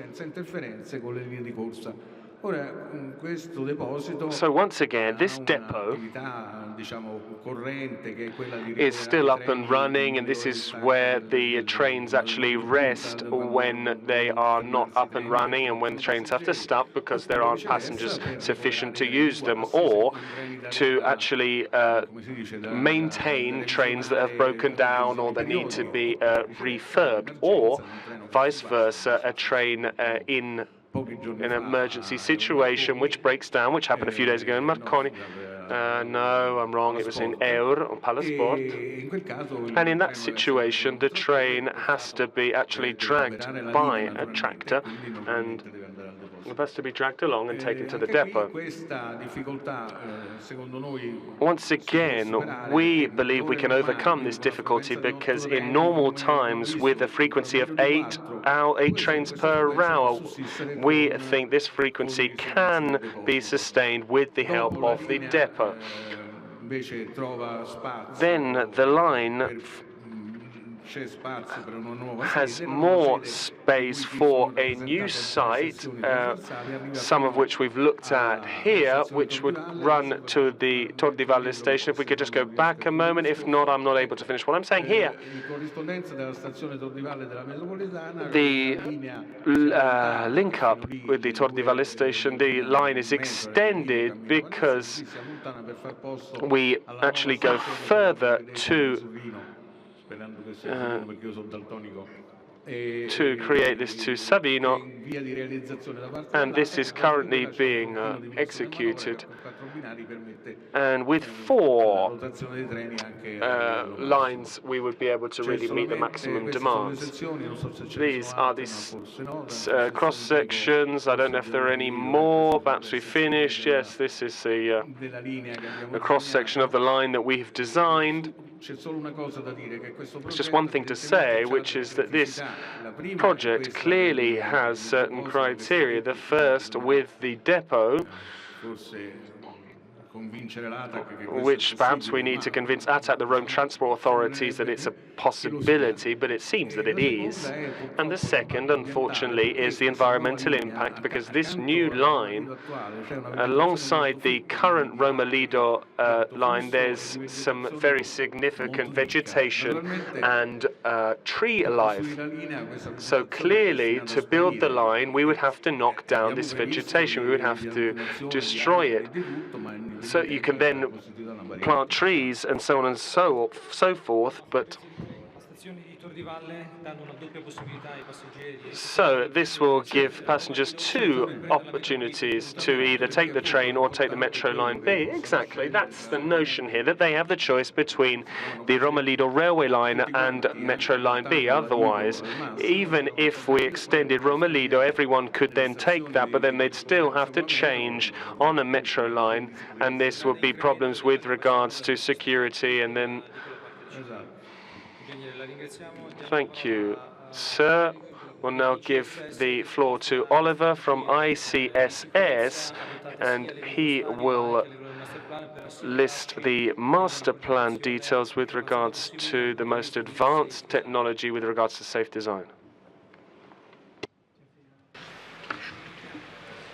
So good afternoon. Firstly, as a member of the International Centre for Sports Security, I'm delighted to be here and indeed part of this fantastic project. As a bit of background, the ICSS is a highly specialised and professional organisation whose work has been critical in the safety and security of various major sporting infrastructures worldwide. You could say football stadia are our game. Regarding this SDR development project itself, the ICSS has been appointed to provide the development's security strategy and design. And for us, the brief is quite clear. It is to deliver a safe and secure venue that upholds AS Roma's values and ethos and delivers a positive fan experience. That means we need a security approach that is robust but seamless, visible but not intrusive, tough but intelligent.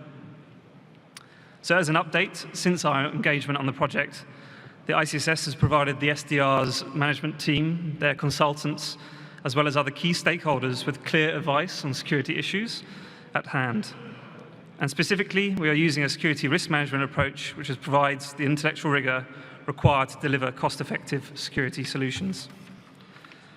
To give you a quick progress update, the ICSS is essentially well underway in completing the security analysis stage and has established key protection objectives for the project.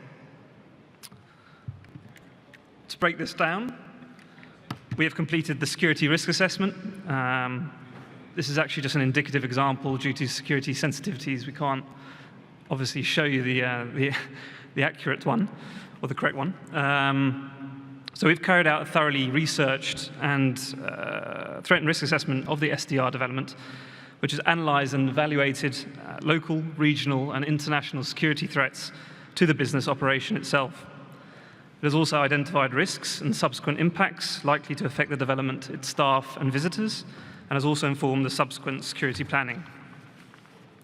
Also, we have familiarised ourselves with the local codes, standards and specific requirements, which have been issued by authorities having jurisdiction over the project. Secondly, the security strategy itself. Again, this is just an indicative example. So we refer to the security risk assessment itself, and we're mindful of the overall, or the overarching strategy for SDR, which really surrounds the concept of an open sports and entertainment value. We have detailed, or we've begun to detail, the baseline measures needed to mitigate the key risks, and have begun to define the development of the optimum overall strategy to secure people, physical structures, and information. Indeed, we've used the international best practice approach of implementing layers of security, or in other words, known as onion skin theory, if you think about the various onion skin layers. Also, we've developed various sub-strategies and specific issues or key areas of concern from stakeholders, such as fan segregation, security control rooms, and protection of critical assets, which all collectively enable realization of the overall security strategy. So that really sums up the security progress to date. Moving forward, based on this complete analysis, we are developing, continuing to develop along with the STR, the security strategy, and once that is approved, we'll move into the security design itself. And that's it. Thanks.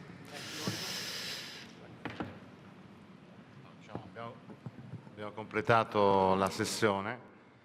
L'ultimo pannello era quello legato allo stadio. Yeah, we have completed this presentation. And now we must focus on the next steps and make a summary of what we have analyzed so far. From a procedural point of view, the goal is to interface with Rome's municipality and the regional council to further detail the technical aspects of the project, and on the grounds of this we must also schedule a series of technical meetings which will be crucial to decide the next steps. As for the project, it has been widely deemed a quality project under all points of view, under all aspects, and it has done far better than expected. There are several technical meetings,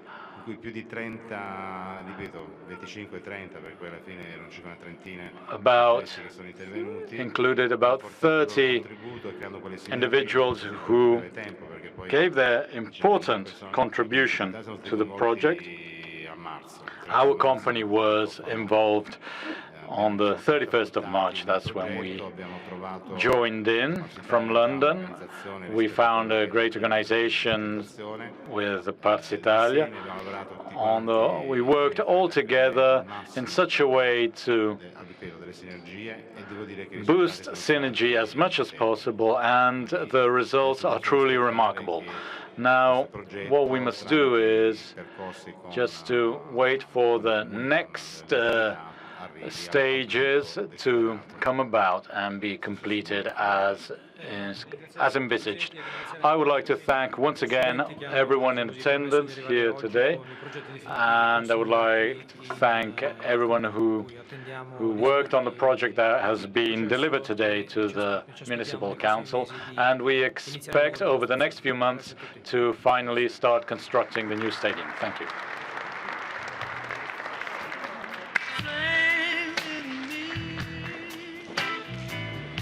Va bene. Eccoci dunque, appena terminato il briefing tecnico. So the technical briefing has just come to a close. You really need to understand what's going on here. We were listening. I think we've understood a little bit more. It's very long, very specific, and very technical, ironically, Alessandro, because I wanted information on the stadium, how it would be built, the consequences with regards to the environmental impact, the life on citizen transport. I really believe this was the most appetizing aspect, even though it might have been a little dull for those who didn't understand the technical aspects. But there have been a number of headlines over the last few months with regards to the press conference, and yet there wasn't much coverage of this technical meeting. You know, we're a bit distracted. So over the coming weeks, we're going to see a whole series of articles about these frightening question marks that they could have had answers from today by following this. We really got into detail, but David, we've still got some more messages to read out. I'm going to go with the president, Maurizio Beretta, who said that Roma's choice to build their own stadium is very interesting for football, but not just in Italy itself. It's a significant step towards making Serie A even more competitive with a sustainable model over time, which is modern and balanced. The many Roma fans will have their own home, which will be a symbol and an icon not only on match days but throughout the week. This is clearly an important aspect. The Lega Serie A has always been convinced that a new generation of sporting facilities is a fundamental element for our future. This was essentially what President Maurizio Berretta's message was. This is important when he says about Roma fans having their own home, but of course it's good for the city as well. Yes, clearly he works for the football institutions.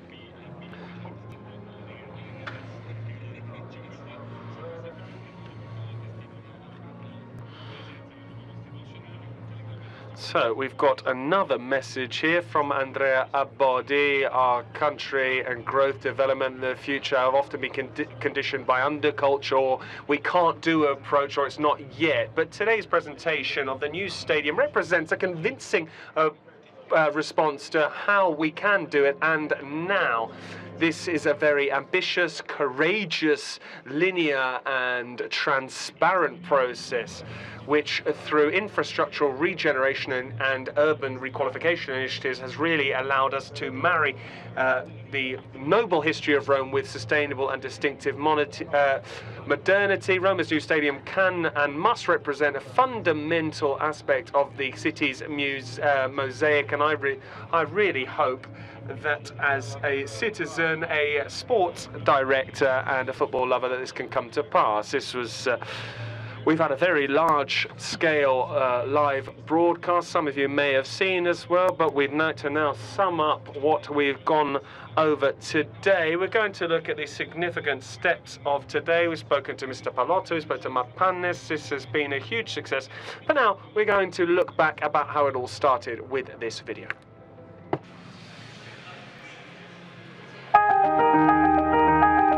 A reality called Stadio della Roma.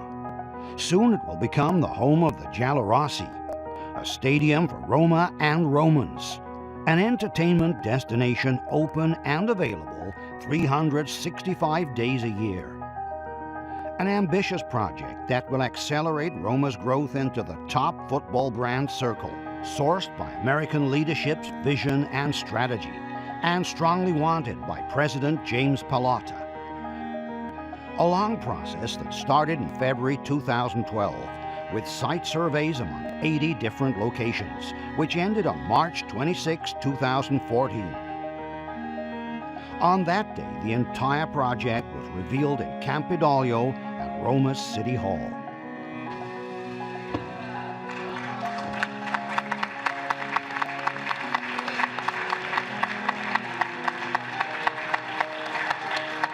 "15 months have gone by, and the development of the project has moved forward on a consistent pace. On December 22, 2014, the Assembly in Campidoglio acknowledged the great job done by the club, recognized the project Stadio della Roma as a public interest project, and approved the construction of the stadium in Tor di Valle.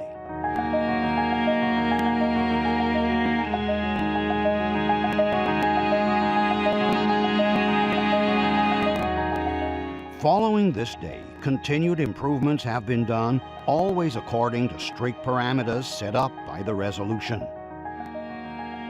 In April, geotechnical investigations started in the place where the structure is going to rise. These are obviously tasks and investigations necessary for the construction of one of the most awaited new stadiums.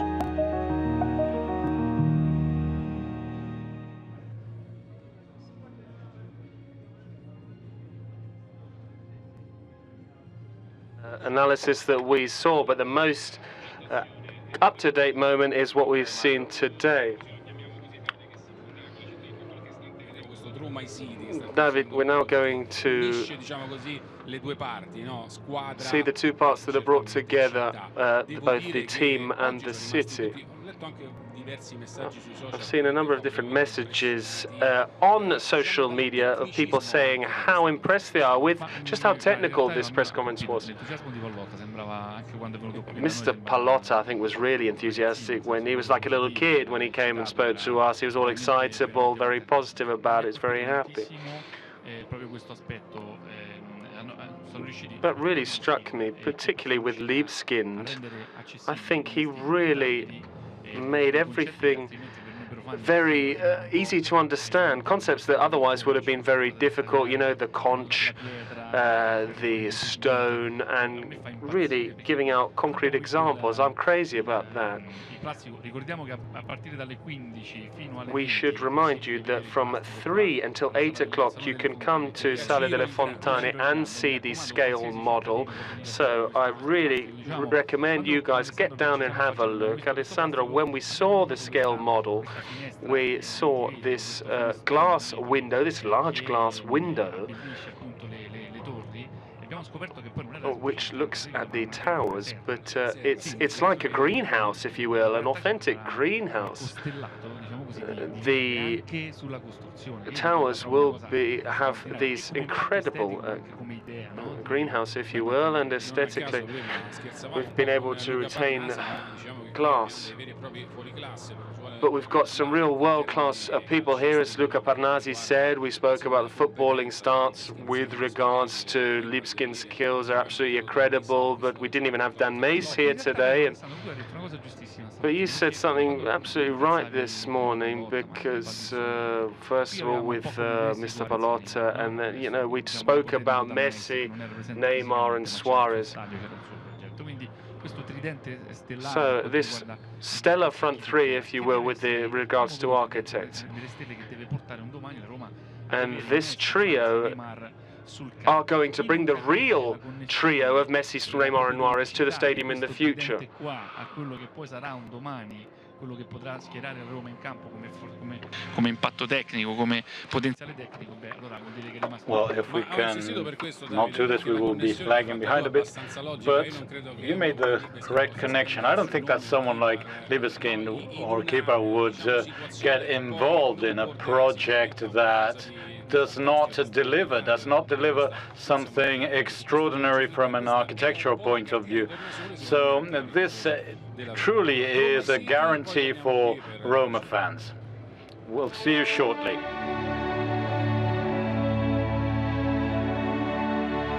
There are moments which have become monuments.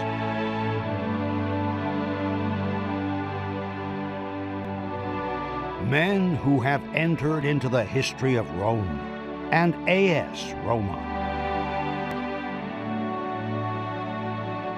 Images indelibly etched into the hearts of the people. Actions which have become part of the streets and the colors of the eternal city.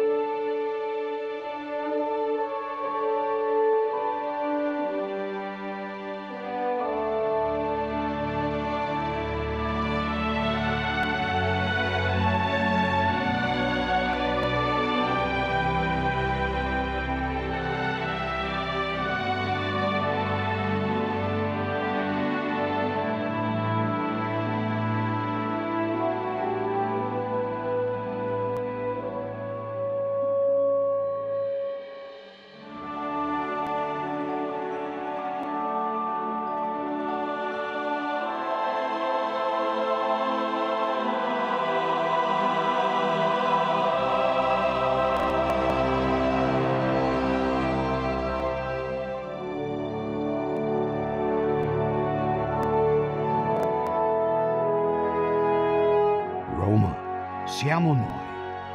That's who we are.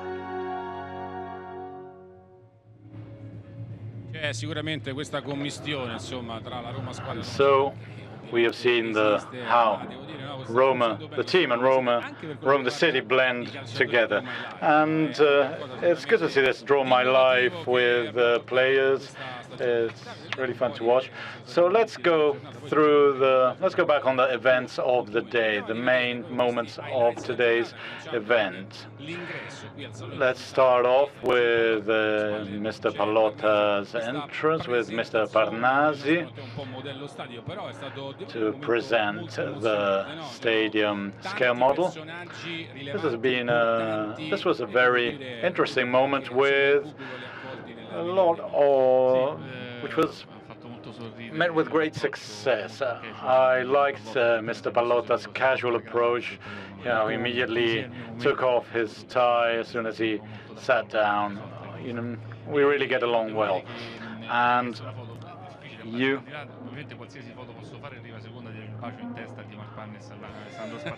could take any picture you want. It will not be as good as the one with Mark Panes kissing me on the head, but actually, when everyone was lined up at the table, that was a very touching moment, just as this one.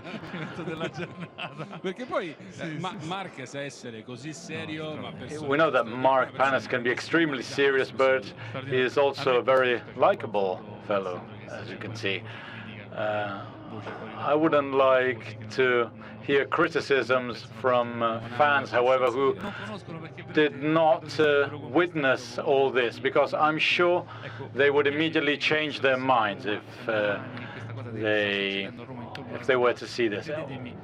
Everything that's going on in Rome and is everything that's going on in Rome with these Americans is extremely positive, and there are several ways to carry out this work, and to us, football and Roma are passion, it's a privilege, and for a manager like Pallotta, being able to do something so important from economic and managerial point of view is indeed a great thing, because we saw that his excitement was genuine.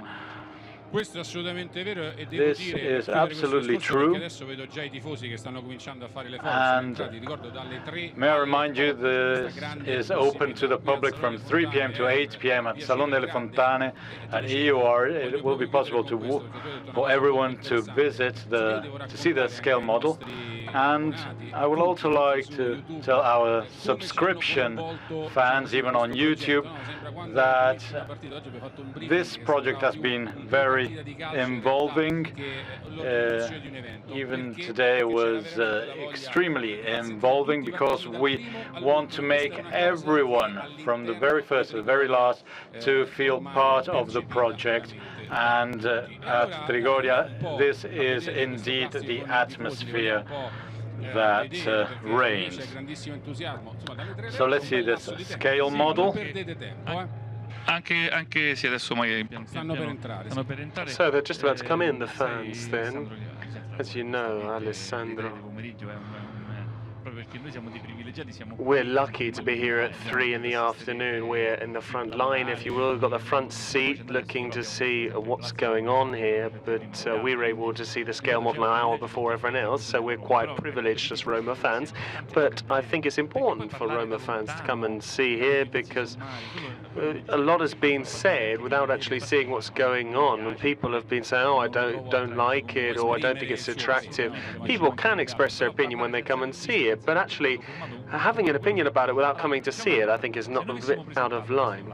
If we had presented this scale model to anyone, and they said that they're doing it in Dallas in 3 years' time, or in any other city, or in Berlin, they said this would have been the new stadium for 1860 Munich to rival Bayern Munich, they would have said it's lovely. But in fact, this is actually going to happen in Rome.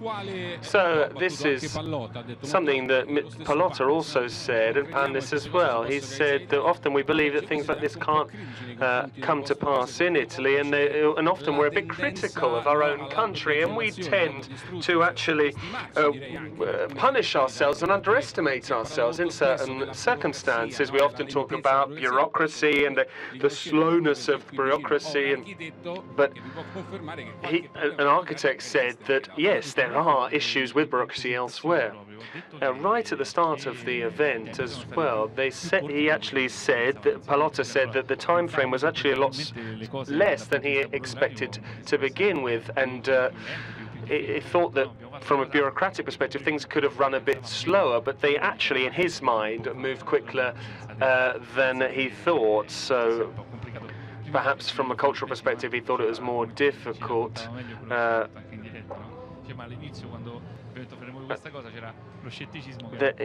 Mark said that everyone was slightly skeptical about this, and he said, yeah, good luck with that, go on.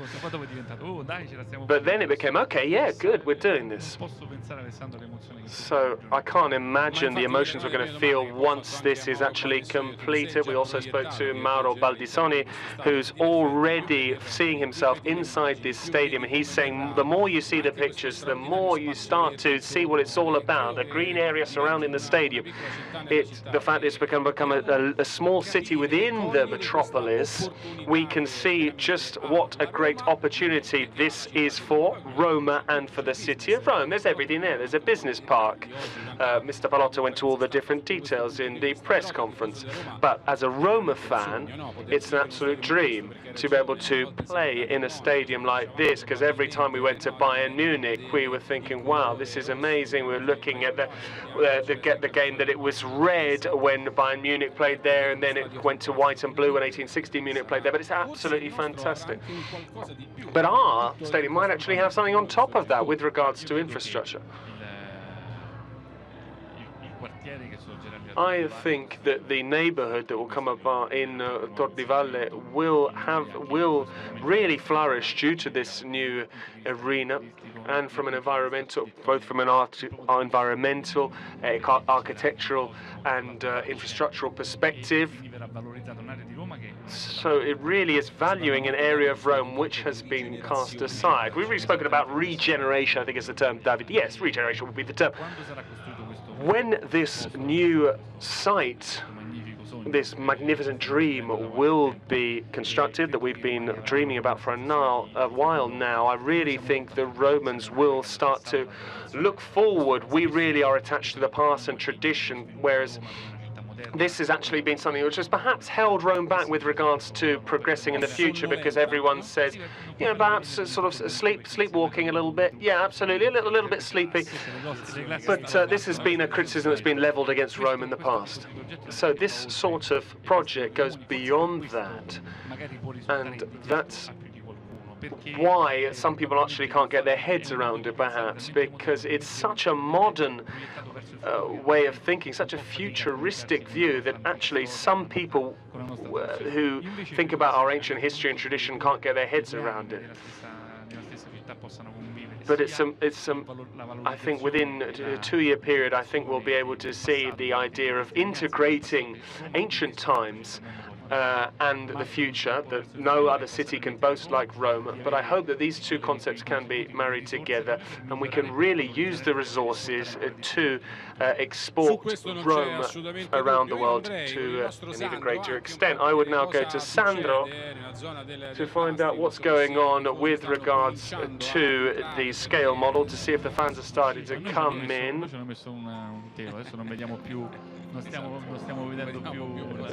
They put a cover over it, but there you go. Esattamente, a proposito di umanità, a proposito di sanafolia, ma l'ha detto anche Parnasi. So Parnasi also said that you need a lot of skill to do that, but you also need a bit of craziness, if you will, that touch of folly. Probabilmente è quello che è più diciamo così, no? C'ha più quelle corde così, ma io credo che ci voglia un po' di But I do think you need a bit of folly to try and succeed something like this. And we spoke about 1987, 28 years ago, with Dino Viola and also Franco Sensi, another president. But con un nuovo stadio non ci si potesse neanche. Perhaps even Mr. Sensi understood it wasn't easy to go for a new stadium. It was easier to renew the Olimpico. È un'astronave, però we have seen some extremely innovative stadiums in America, for example. And the idea of this stadium is a little American. Although Dan Mies did say he took you from the Italian architectural tradition, I think it is a matter of function. The Dallas Cowboy Stadium is cost over $1 billion, the stadium alone, and there was even a little bit of discount.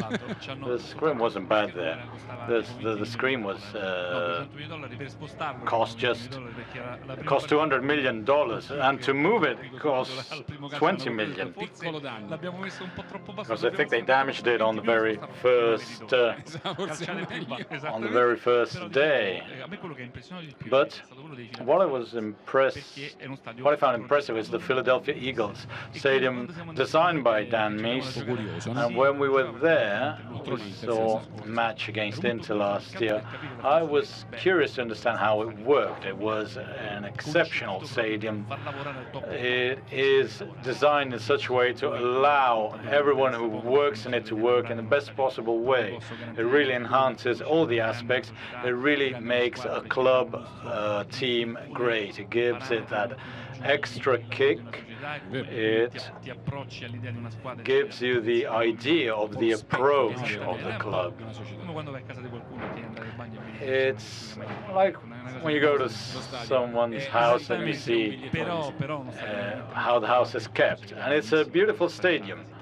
And 70,000, could seat up to 70,000 people. And I really found it very impressive. And I would like the Roma Stadium to be the same.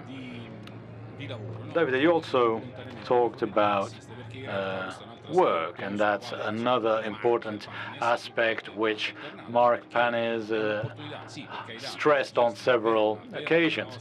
It is a great opportunity for our city, and it is also a great opportunity to boost employment before, during, and even after the stadium is completed, and especially in a moment when our country is experiencing some difficulties.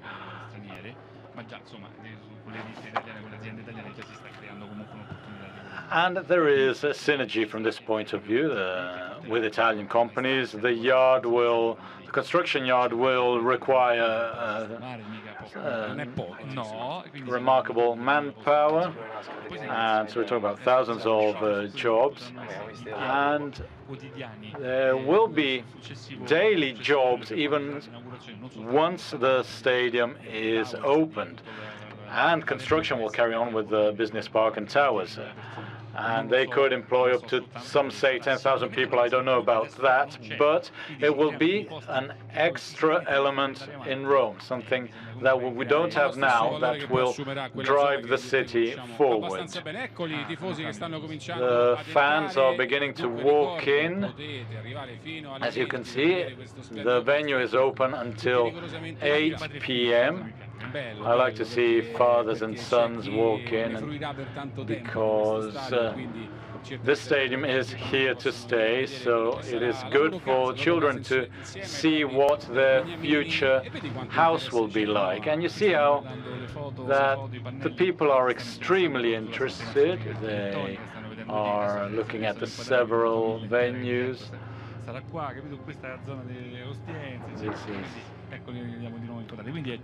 So that's very positive. It's good to see this participation, this involvement. There's nothing to hide here. The venue is open to the public once again until 8 p.m. So everyone will be able to see the scale model. So we can keep on showing the clip of the scale model, and it is high time to thank everyone from Sandro, director, and everyone else involved. I cannot list the whole names, all the names, but I would truly like to thank everyone involved in this, everyone who worked on this important event, this history-making event. And again, I would like to thank everyone, Fabrizio Peretti, everyone involved in the organization. We did a great job, and as you can see, a lot of people are beginning to walk in. David, thank you again. And just one last thing, tomorrow morning at 8 a.m. there will be a press conference with James Pallotta, and I will launch it myself. But it's perfectly okay. It's not a problem to wake up early.